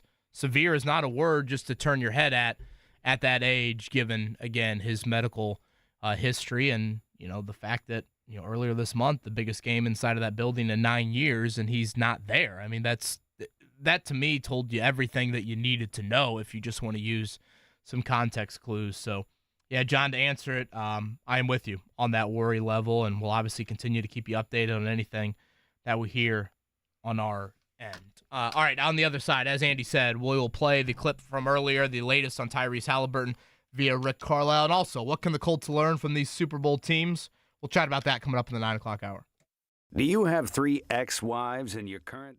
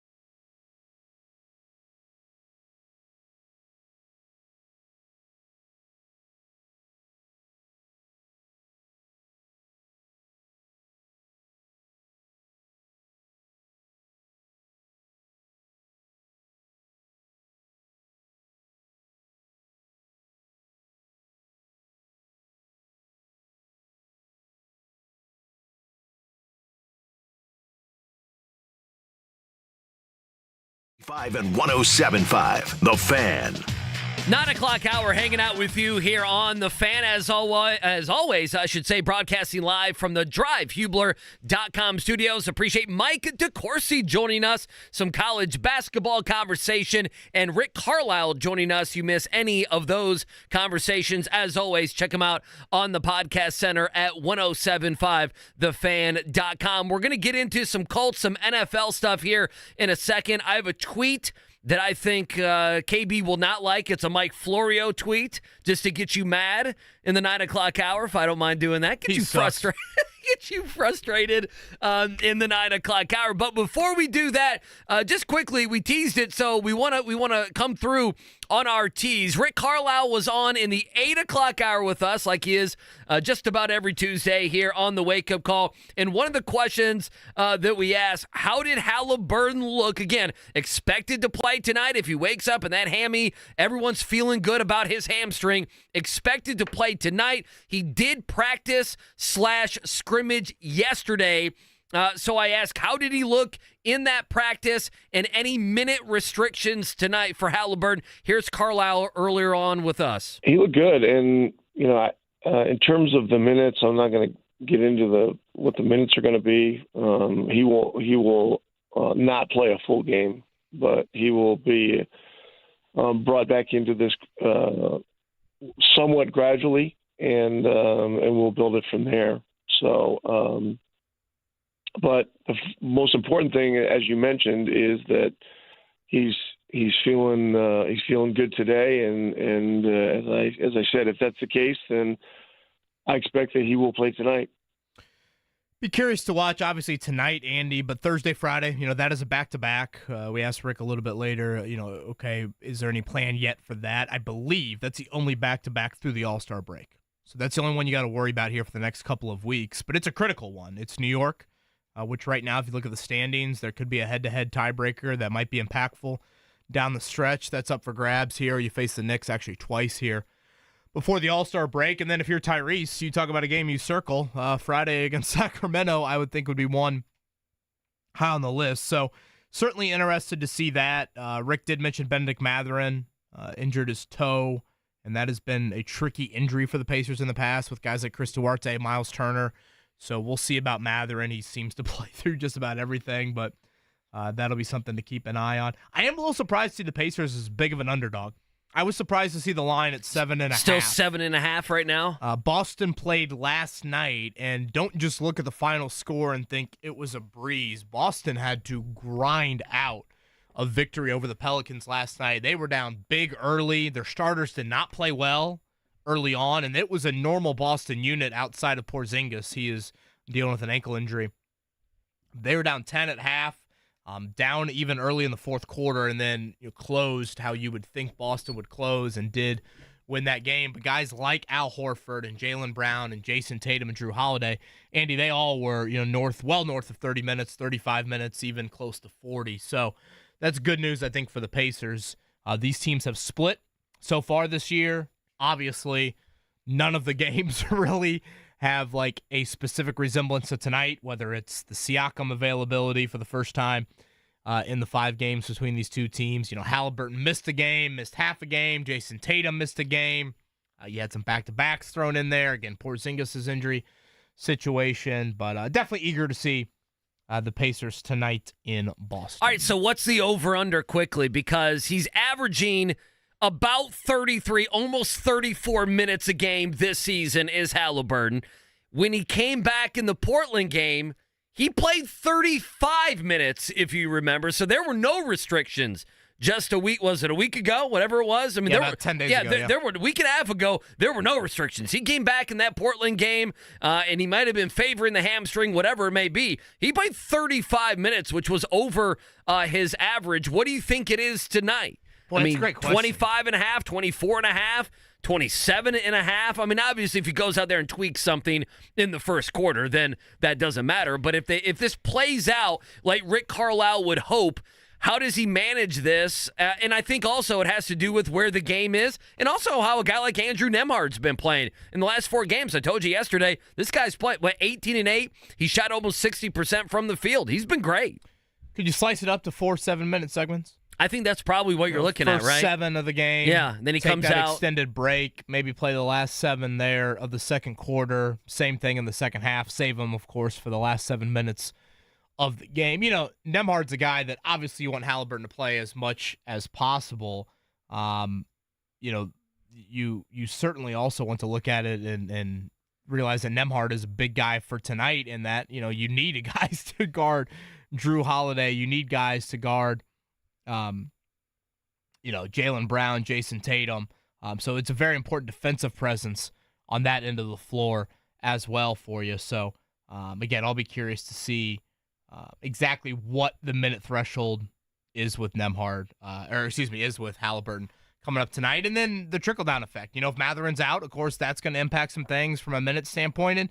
And also, I don't know how much of an impact necessarily it is tonight, but I just think you're on kind of Buddy Hield watch for the next 10 days. If you look at it, Andy. You have to be. I believe in the last 4 games, he's had 3 points or less in 3 of them. I mean, he's been bad the last 4 games, which is surprising. I mean, you could say, well, Nembhard's picked up, but, I mean, if you'd have told me they were going to beat Philly, Phoenix, and then grind out a win against the Grizzlies, and you would get, next to nothing from Buddy Hield, I would have said one of those games he'll come in and knock down 5 or 6 threes, right? You would automatically think that in the analysis of the game. Yeah, and I think Buddy's such a guy that's like, you can easily just call it a little bit of a slump, and then boom, all of a sudden, to your point, he hits 5 or 6 threes, and you're good to go there. So, again, TNT exclusive tonight for the Pacers. So no Bally Sports. That'll be back on the docket coming up Thursday. Just one last thing before we get to some NFL here. For me, I don't know the reasons. I'm just throwing this out that I find this to be interesting. When he came back, like just how all this has worked out. When he came back against Portland, wasn't it one of those things that all of us were surprised? That was back on the 19th. That was 11 days ago. Yeah. He came back against Portland. A week and a half post-injury. Exactly. We were all just counting 2 weeks, right? And I know there was the Woj report about 2 weeks and nothing from the Pacers. So I understand it's not like the Pacers told us, it was going to be 17 days. It wasn't anything like that, or even 2 weeks. But it just was curious that he came back so quick, and then he played in that game, and we thought he was okay. Maybe there's some parts during the game. Quinn Buckner on Bally's looked at a couple different plays where he might be favoring the hamstring, but he played 35 minutes, which is over his season average. And then Carlisle comes on with us, and it's not a re-injury. But we're just going to manage this differently. We're going to sit him out 3 games. Now, you won those games, so you could buy yourself that there wasn't any pressure playing Sunday against Memphis for what they had out. To me, I mean, you're playing, sure, maybe with house money, but it's not a very good Memphis team. And this team being deep enough, you could win a game like that. And hell, even Miles Turner doesn't play, and Matherin plays great, and you win a game like that. And now he's coming back, and now they're managing. I mean, they didn't it was 35 minutes against Portland 11 days ago. How much is the managing now in games? Yes, and now it's like, okay, if he plays 23 minutes tonight, and then he plays 28 minutes, 29 minutes, whatever it may be, 30 minutes against New York, and then he's back home maybe Friday. You're back home, and you're getting that 33 to 35 minutes from Haliburton. It's just something, maybe not a re-injury, something coming from that Portland game scared them enough that made them view this hamstring differently than they did the previous 10 games. That would be fair. Maybe scares too much, but they slowed this process down much more so than they did 11 days ago. Well, I mean, and to put on the medical hat, which, people could laugh at, which is totally fine and fair, as they should have. I mean, hamstrings are tricky. And you watched the Portland game, I would say it was rather obvious. Haliburton was clearly hurt. Hell, Haliburton said yesterday, yeah, there was pain during the Portland game, and it was a lot of pain after the game. So you needed to assess the management of it, reassess things, totally good with it. Yes, these games are important right now, but nothing is more important than your star being available for a huge stretch coming up as the calendar continues to get deeper into 2024. So now I'm just curious more about it's one thing to manage it off the floor. Right. Now you get him on the floor. I mean, they said yesterday, 20-minute scrimmage against interns and kind of bottom-feeding guys. That ain't Drew Holiday. So, again, how does that look tonight here? Do you have to be able to ball to be an intern for the Pacers? You have to play low like D3 or NAIA or something in college? I what do you have just to do? Philip Seymour Hoffman, and along came Polly, who's just like, Rainmaker! And he's just clanking it off the grid. Yeah. I don't think you're going over the Ursay Y, which I think is some good run and maybe grabbing some people there. But I would assume one of the scrimmagers is McCaffrey's kid, right? Caitlin Clark's boyfriend? No, that's a great point. I forgot about that. Yeah. Connor McCaffrey? Is it Connor? Patrick is still there, right? Patrick will play against IU tonight, and Connor McCaffrey, one of the, I don't know, I don't have his title correct, but video coordinating intern, something like that. I'd assume he's probably one of them. He was known for his defense. Well, I always forget about Connor. I always wonder, there's been a couple times where his father, Fran, where I've kind of taken a run at him for being a crazy man on the sideline occasionally. Well, like I've done that 3 times this morning. Notre Dame is currently recruiting a McCaffrey, and he has told schools that he will not be playing for his father.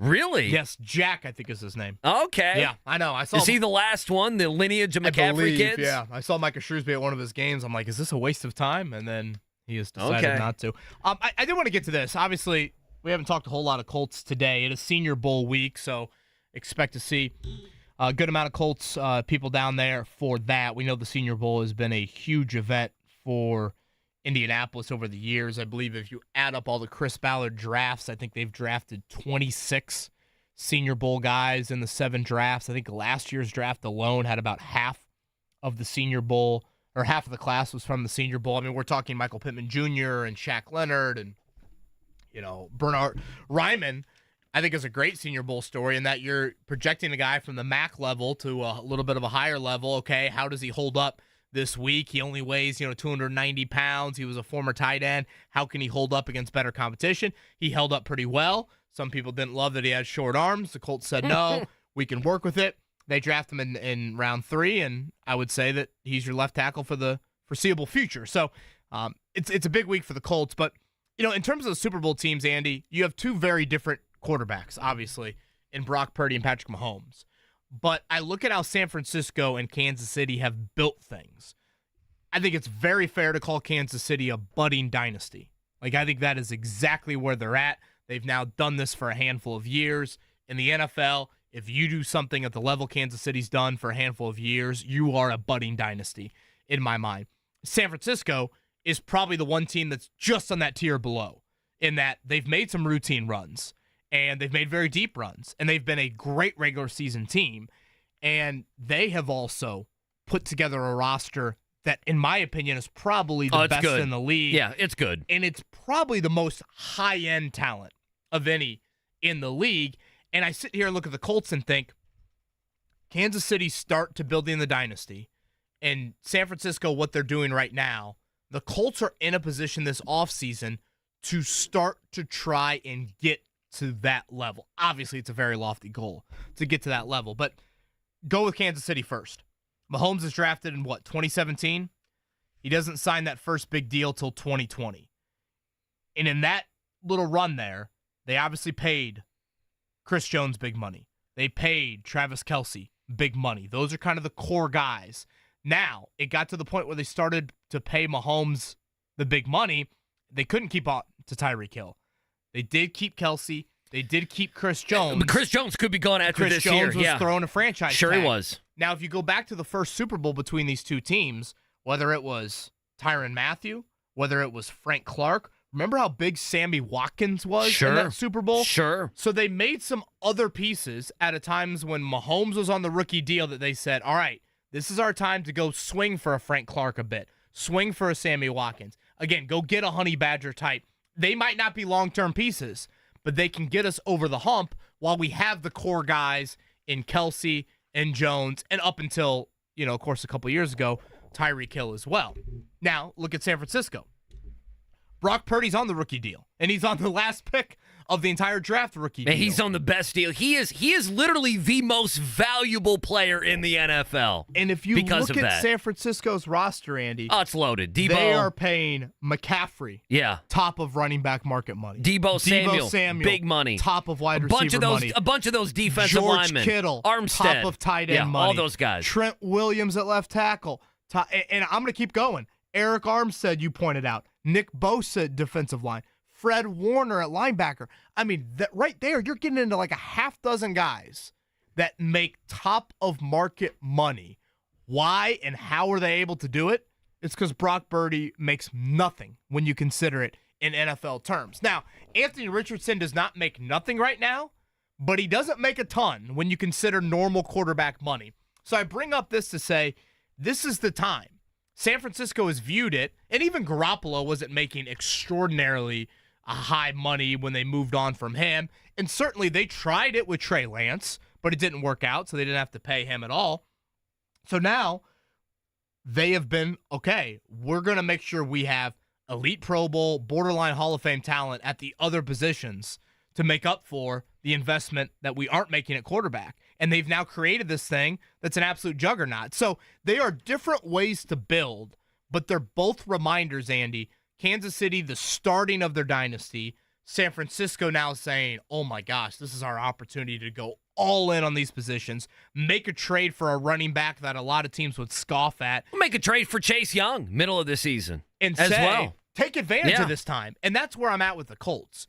You're sitting here in an offseason, and you're going to have this for probably the next 2 off seasons, where, again, you're not paying the quarterback major money. You take advantage of it. You front load contracts. You make some moves that you might not make in a normal manner and see what that can do for you on the back end of Richardson's rookie contract. Again, Kansas City did some of it. Now, Tyrann Mathieu and Frank Clark and Sammy Watkins, they weren't core guys for 3 to 4 years, but they helped get them that first Super Bowl. And that is critically important, I think, to how you put together a winning NFL You franchise. have to be good at both of it. You have to be good difficult. on the front end, and you have to give the quarterback money and be able to live with yourself and build a team while giving him money. And I don't want to act like San Francisco maybe went out of their building to do a ton of it, because they drafted Debo, they drafted Kittle, they drafted, Bosa and Armstead and Fred Warner. Now Trent Williams and Christian McCaffrey are obviously big moves that they made on top of it, but they are able to pay those guys and retain. Outside of DeForest Buckner, San Francisco has not really had to say goodbye to any of their mainstays from the last Super Bowl. If you go back and look at the last Super Bowl, it's a lot of the same. Obviously, Purdy being a big difference there. So I just view it. And Chris Bauer, to be fair to him, Andy, he said this a few weeks ago. Like, we've got a rookie quarterback Right, he contract. gets it. Of course he gets it. This is a time to do some things that you might not have been comfortable doing in years past. So I'm just curious to see how that will look for the Colts. And I think San Francisco and Kansas City are built differently in that, again, one is built largely because of their quarterback. The other one is built because of the support around the QB.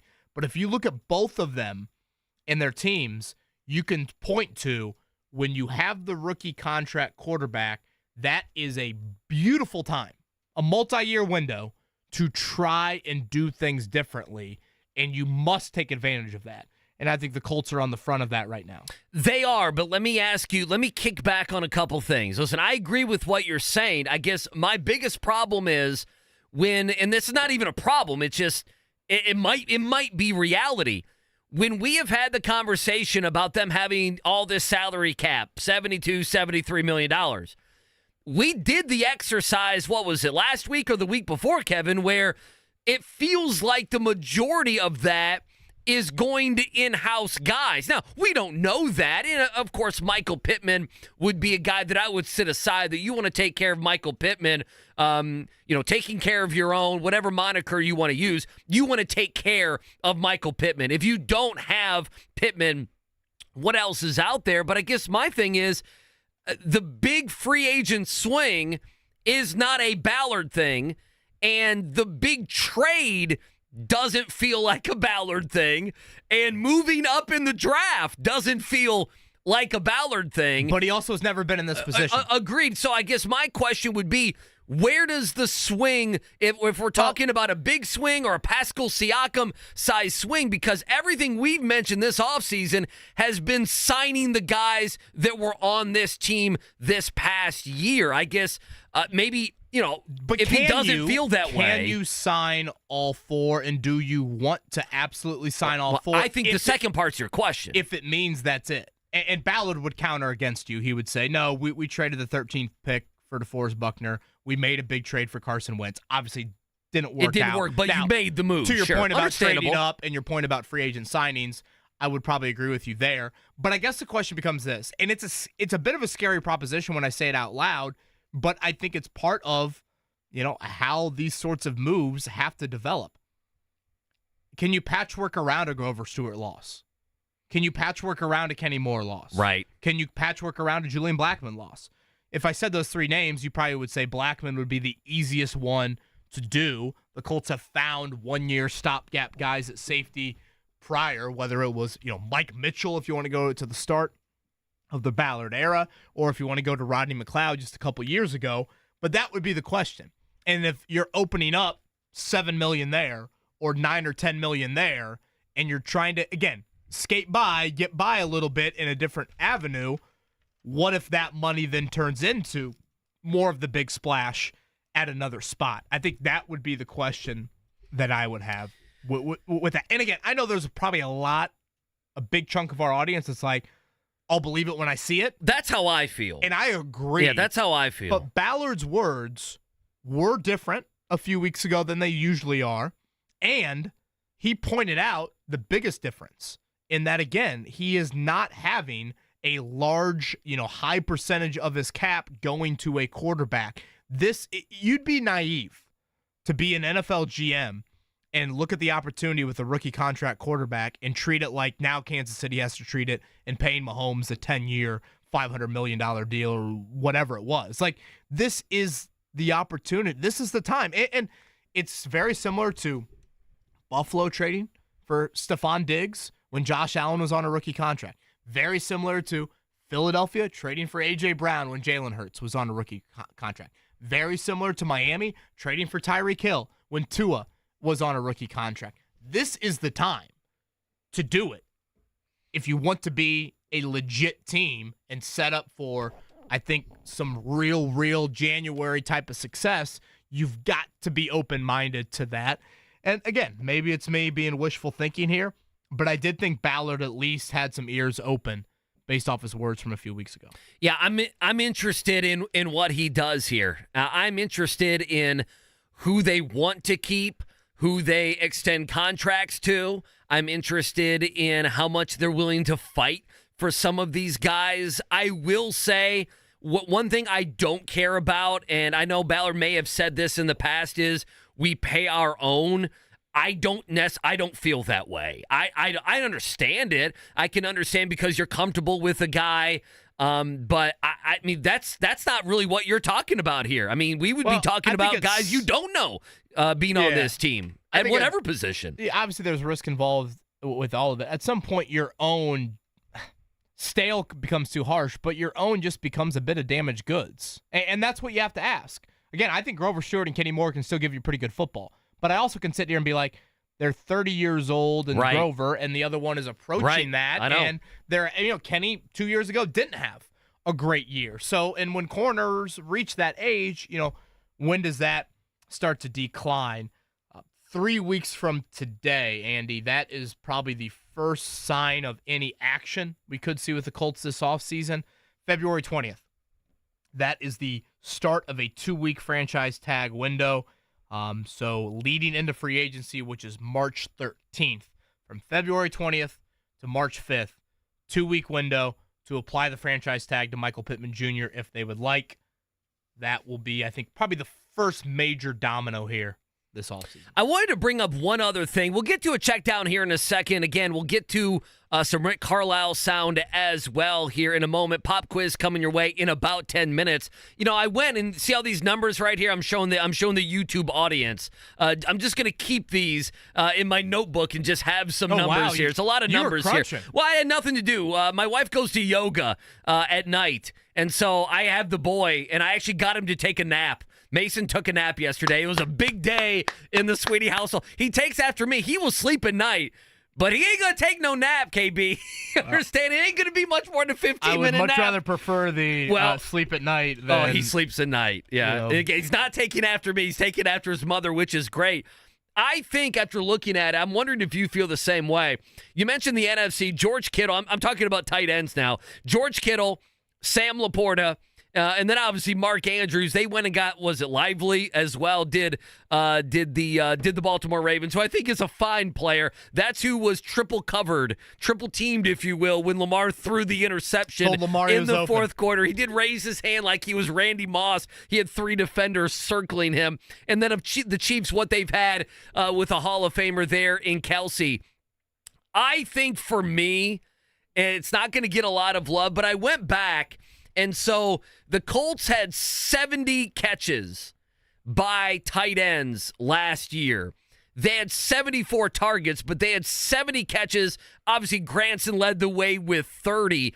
There were 1, 2, 3, 4, 5, 6, 7, 8, 9, 10 other teams who actually had less catches from a tight end than the Indianapolis Colts. Now, some of those take with a grain of salt. For instance, the 49ers had 69. They had one less, but they have George Kittle, who is obviously way better than anything the Colts had. The Dolphins only had 41 catches from a tight end, but obviously when you have Tyreek Hill and Jalen Waddle and that running game, you can understand how the tight end would be the odd man out. The Eagles had 68. Again, 2 less catches. Dallas Goedert missed a lot of the season, missed much of the season. If he plays a few more games, that number is way higher. And then, unfortunately, it's a bunch of bad teams. It's the Broncos and Panthers and Raiders. The Rams actually are on that list. Again, 2 stud wide receivers. They had 3 or 4 wide receivers. I think Tutu Atwell had a nice year for them. The reason I bring all this up when we're talking about bringing in guys, taking a swing, whatever it may be, I think something has to be done at tight end. And but looking at these numbers, even though they're not as egregious as I thought they were going to be, quite frankly, I thought the Colts would be maybe in the bottom 5 in tight ends. I look at these numbers, I am probably more sold now than I was 2 weeks ago on a guy like Brock Bowers. When you talk about bringing someone into this offense, I don't know what they do at tight end, but since we were talking about it, I did do the numbers again. 70 catches from tight ends by the Colts. I mean, obviously, some of these teams, Jags had 132. Evan Ingram had up over 100 catches. The Texans had 92. Lions 101 with Sam Laporta being so good. So I throw it out there. Arizona 106. McBride had a big year for them. When we talk about taking swings, we talk about wide receivers so much. If he wants to bring in wide receivers and keep the same tight ends, that's fine. But if you're not going to fill the wide receiver room with more weapons, to me, I'm all in on a guy like Brock Bowers now. Looking at those numbers, I'm all in I've on a often guy like labeled him. it pass catcher, not just like wideout or tight end, and I think Bowers falls into that category. And I do think it's worth noting, no tight ends are free agents for the Colts. None of these guys are hitting free agency here in a month. But you do have the legal process for Drew Ogletree still needing to play out. I believe he's got a court date coming up here in February. He remains on the, whatever it is, commissioner's list. And then Mo Alley Cox. You can save about $5 million if you cut ties with him. Now, he still played a decent amount for you last season. Now, granted, you had a lot of, obviously, Jelani Woods was out, and Ogletree was in and out even with his injury situation too. Will Mallory was banged up at different times. But I am curious how they view tight end. Not a position Ballard mentioned. No, it's not a premium position, but it's a position they could be better, and they could be better on the cheap if a guy like if Bowers were to fall to you. By the way, quickly, The Athletic just released another mock draft. They had the Colts. They had Rome Odunze from Washington, the wide receiver, falling to them at 15. Where'd they have Bowers? And how great would that be? I'm gonna have to look here and see if I had Bowers. I've seen Odunze a little 10 higher to the than Jets. That. Yeah, Dunze getting to 15, that would be, to me, that would be a dream, would it not? To throw him in there with Pittman and Downs? Well, ESPN draft analyst Jordan Reed on tomorrow. We'll start to sprinkle in some draft guys. I know we had Dane Brugler on a couple weeks ago, so we'll do that here as we inch closer to not only Senior Bowl this week, but Combine coming up about this time next month, and then, of course, the draft here in a few months. All right, if you missed it, Rick Carlisle, the latest on Tyrese Haliburton, he shared with us earlier. We'll play that here on a Morning Checkdown. The Morning Checkdown, brought to you by the Barbasol Horizon League Basketball Championships. March starts here at the Indiana Farmers Coliseum, March 11th and 12th. Yeah, I was going to say Gamebridge, not Gamebridge tonight. In Boston are the Indiana Pacers, 7:30 on TNT.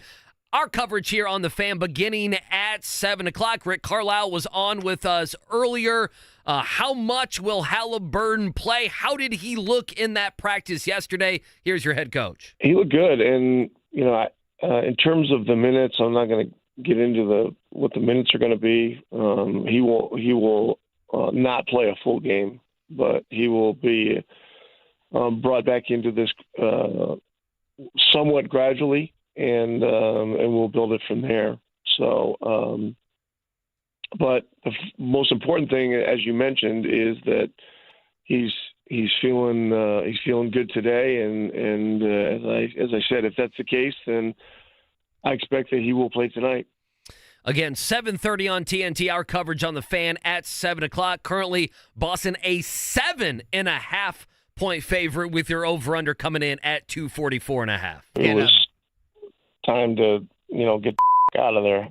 Yeah, that was the other big item from Rick Carlisle in his segment with us earlier. The F-bomb drop in regards to him being ejected last week. Other items of note: Benedict Mathurin questionable, Miles Turner questionable. So we'll see about their statuses. Again, a toe injury for Mathurin. If you missed the Carlisle audio with us, that will be up on our podcast here after the show. Be censored, though. It will be. Yeah. Mark's trying to save his job. It's a family program around here. It's what we care about. We'll see how much of a family atmosphere it is tonight in Assembly Hall, 7 o'clock. That line hovered right around a pick'em. I've seen Iowa favored by 1.5. I've seen Indiana favored by 1.5. It's Indiana and Iowa. Neither of these teams anywhere close to being an NCAA tournament type of outfit. Indiana has struggled defending Fran McCaffrey's bunch here in recent years. Now, granted, the Murray brothers are no longer there, so that's probably worth pointing out here. It's not the typical Iowa just like gun a bunch of threes and score 80 or 90 like they have been.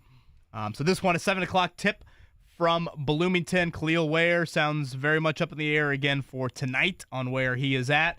And I am curious to see about Xavier Johnson. Do we get a little bit of a stretch here from him? That will be something to keep an eye on after. I did think for the most part he played pretty good basketball for you on Saturday in Champaign. Yeah, haven't we done the over-under? Who gets a technical tonight? Fran gets one. And does Xavier Johnson receive anything? A technical, a flagrant, anything? I had... Well, we have a lot then, okay? So what happens first? Maybe we have a trifecta. Okay, what happens let's go. first, okay? A, Fran technical. B, Xavier Johnson flagrant or tech. Or C, Indiana makes a 3. I'm going with C. I'm going with C. Before the second TV timeout, the Indiana Hoosiers will have made at least one three-pointer tonight against Iowa. 17-28, Galloway for 3. Honestly, the most fitting would be shot clock winding down, Xavier Johnson shot put banking 3 on the first possession of the game. I tell you what, I'll go opposite. I'll say at the 14:32 mark, it will be a random Malik Renew three-pointer from the wing. How does that sound? Like Iowa's left him open and he kind of looks at him for 5 seconds. That's a great shot. Fran McCaffrey will give him that shot. He'll make it. There's your three-pointer. I might play a game with myself where I just see how many beers I can drink before a three-pointer is made by IU. And I won't chug them. I'll just, just go at my normal pace. It's like your version of a power hour? Yeah. Just see how long it takes. Did you drink all those Sun Kings, or Not you just yet, one or two at a sitting? It was delicious, though, for the championship games. Thank you very much. To the great Corey Cox. He has screenshotted our faces when Rick Carlisle dropped the F-bomb. Just priceless. Oh, I got to see that. I like that. This is outstanding here. Thank God there wasn't a camera on me. Well, I mean, that was a whole different look. The beauty is there's different levels of curse words, and he went right to the big one. Well, I was curious Did how he not? he would respond. For those that missed it, I asked him, okay, what happens when you get ejected? We saw him get ejected. Well, it was a week ago tonight, right? Denver? Yeah, it was Denver, yeah. And so I'm sitting there watching the game. I'm like, man, he is really pissed off. Now, he is upset. And he's storming out here. I'm like, I wonder what happens after that. Yeah. So I jotted it down. I'm like, you know what? We'll see what type of mood Rick's in next week. But if he's up for it, I'll throw the question there. And I thought he gave, yes, the F word was the juiciest part I'm seeing it now, of his answer. But I thought Rick gave a great detailed answer on what happens post-ejection. We found out there's digital television in Gainbridge. Kevin Pritchard came for support. Kevin Pritchard came. Now, he didn't say the whole game. Did you notice that? If the game got good, Kevin Pritchard went back out and he watched it courtside. Scratched Rick's back for a little bit and then went back. But no Chris and Quinn and JJ, I guess, in the office of Rick Carlisle. Again, that'll be up on the podcast. All right, it's time for the pop quiz. 317-239-1070. We'll do that next. Protect your home and auto.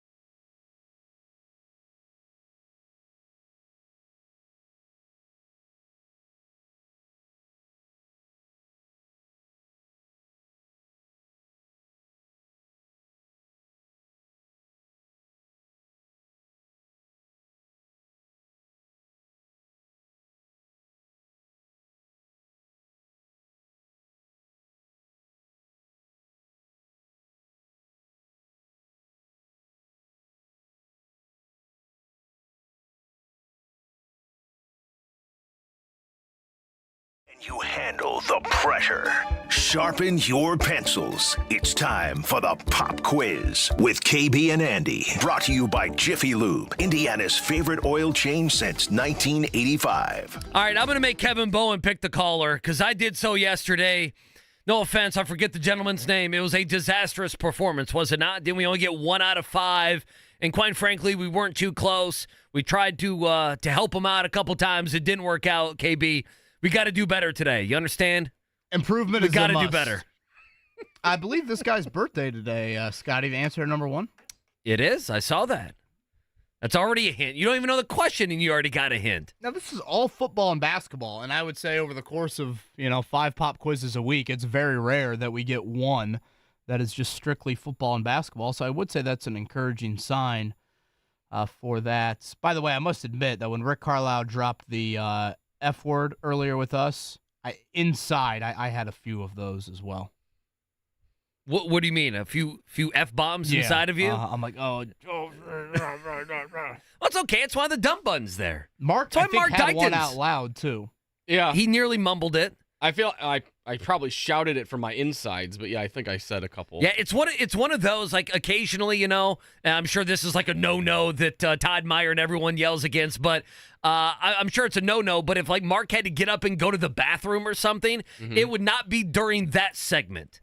That would be like, sorry, you're going to have to hold it to 8:30. Does not do that often, but there has he been doesn't. an interview or two where Mark, just has had the urge to go to the bathroom. And Mark, thankfully, we've had well-behaved individuals during that one. Yeah, Maybe get a squatty potty in here, so just in case I don't have to leave. Like Mike DeCourcy, he'd be fine. He's one you could get up and go to the bathroom and crush a heater or something. Outside, you'd be fine. You'd be good to go. Yeah, you could rip a dart during Jordan Reed. I would imagine tomorrow when we have ESPN's draft analyst, he'll be fine. But yeah, I mean, even Carlisle even put the inflection on. He's still mad a week later over being tossed. Let's go fast fingers today. It's the lone, I guess, previously scheduled nationally televised game for the Pacers. Again, TNT exclusive tonight. No Bally action.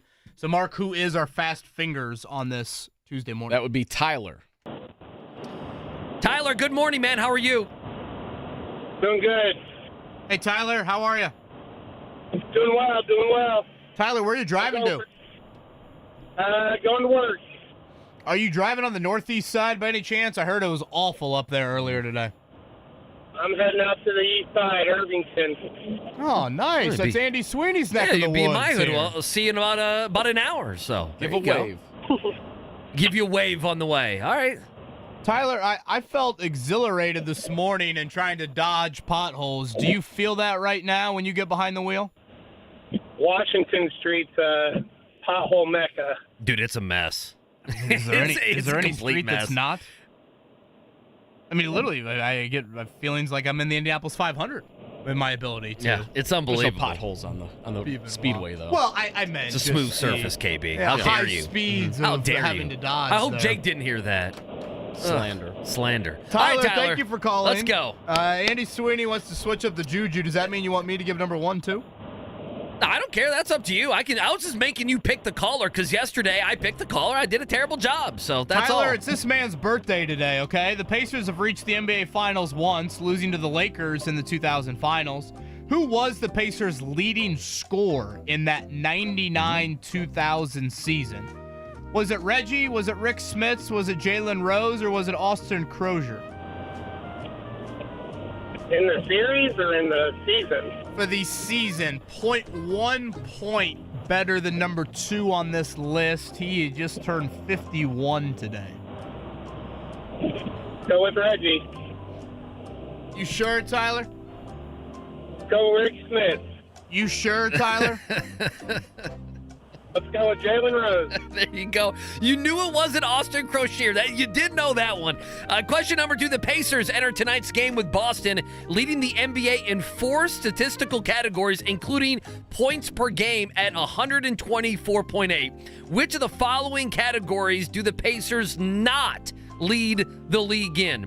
Is it assist per turnover ratio, points in the paint per game, field goal percentage, or assists per game? Points in the paint. Number 3 here, Tyler. Joel Embiid scored 70 against the Spurs on Monday of last week, with Luka Doncic scoring 73 against the Hawks last Friday. It marks just the second time in NBA history there have been 2 70-point games in the same month. When was the first time? Was it January 06, April 94, November 62, or November 60? Go with D. What an impossible question. How the hell is he supposed to know that? Tyler, don't guess D. Guess something else. You couldn't even give him a hint because, you know. Well, I'm going to give him a hint here. Don't guess D, Tyler, but it's very close to D. Go with C. Question, you feel bad for Tyler. No, it's the potholes. It's the potholes on Washington Street. What year? I mean, come on now. Question number 4, Tyler. Pat Mahomes enters Super Bowl 58 as the reigning Super Bowl MVP. Who was the last player to win Most Valuable Player honors in back-to-back Super Bowls? Was it Tom Brady, Bart Starr, Joe Montana, or Terry Bradshaw? Terry Bradshaw. Nice. Good work there, Tyler. All right, number 5 to close it out. The Chiefs will try to repeat as Super Bowl champs when they face the 49ers in Super Bowl 58. A win would make the Chiefs the 9th team to win back-to-back Super Bowls. No team has won 3 straight Super Bowls. Name the current NFL franchise that won its league championship 5 years in a row. The Green Bay Packers, the Cleveland Browns, the Chicago Bears, or the Houston Oilers? Green Bay Packers.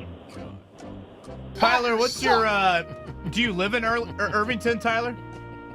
No, it's outsider. Got it. Do you have a favorite Irvington joint? I don't know if you are a frequent passer through there. I mean, Giacomo's is always the go-to at work. Sure. Giacomo's the staple. Andy Sweeney, are you frequent visitors?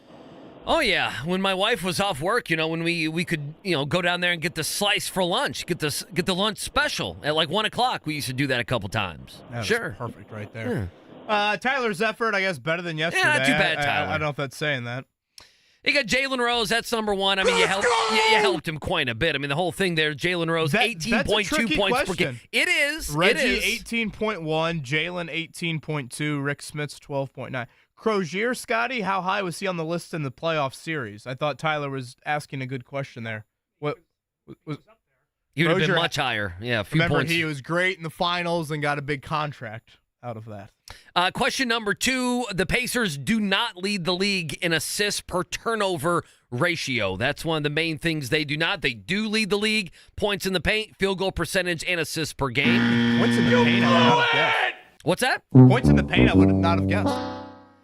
Well, it's the NBA. You got to shoot either at the basket or you got to shoot a three-pointer. So right, it's just you would think more of a team with a concentrated big man in the middle would, Embiid or Jokic or somebody like that. Yeah, November 62, Terry Bradshaw was correct. Not the Green Bay Packers, the Cleveland Browns. It was time to, get the out of there. Not a bad job by Tyler. He got a couple, 2 or 3, not bad. That seems a little harsh for Tyler.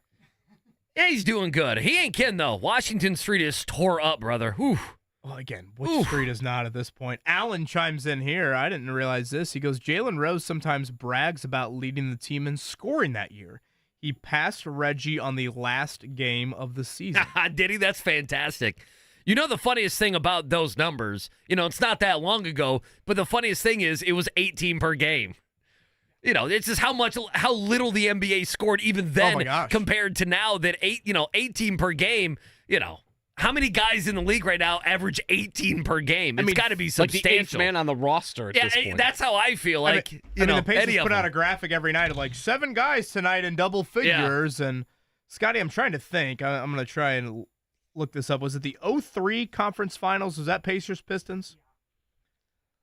See if I can find the scoring outputs from those games. I mean, it was literally just like the first team to, I would say 75, and then I'm like, maybe it was too much on that. Okay, yeah, right here. It was the 03-04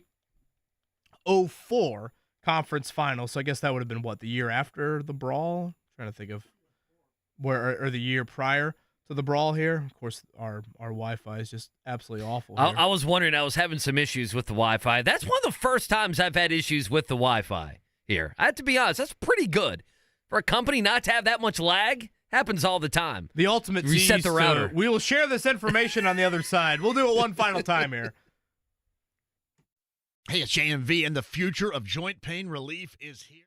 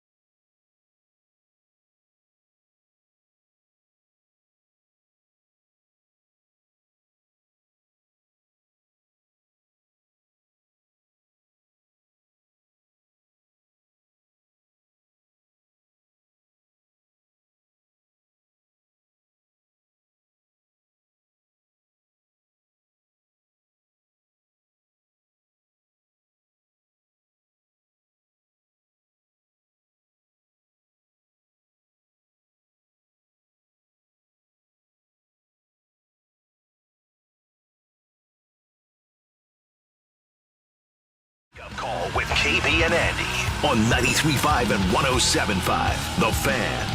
All right, hanging on the DriveHuber.com studios. Reminder, you miss any of Mike DeCourcy, Rick Carlisle, or any of our Pacer, Colts, and everything in between conversations. You can check that out every single day, 1075thefan.com. Check out the YouTube as well. Mark, I'm putting you on the spot here. It's Aaron Neesmith is on with Query and Company at 12:30 today. 12:30. Is that right? All right, so good deal. Back to Boston for him. They might have Tyrese Haliburton on Wednesday, so we'll see. Well, there you go. So, but Aaron Neesmith today at 12:30 on with Jake and Jimmy. All right, so you and Scotty during the break, you guys are all enthralled by box scores from what? Early 2000s NBA basketball. Also, you grunted at the contract that Austin Crocier got in the early 2000s from the Indiana Pacers. So go ahead. Well, it wasn't really grunting at the contract. More of he averaged 15 per game in the finals. I could not believe how many times he got to the foul line in that series. What I really was just, again, shocked at, it's like one day I'm going to say to Max Bowen, you should have seen when I was growing up how these NBA teams scored back in the day. Pacers, Pistons, 2004 Eastern Conference Finals, okay? These are the final scores of the games. Final scores.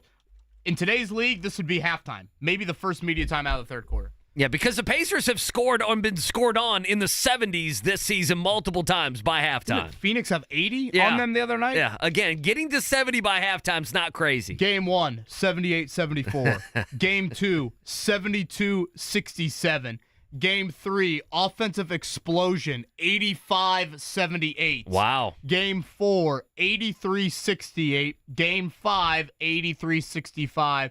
And in the clincher of Game 6, nothing says grind it out, four corners offense. The shot clock is broken like a good old-fashioned 69-65 clinching game.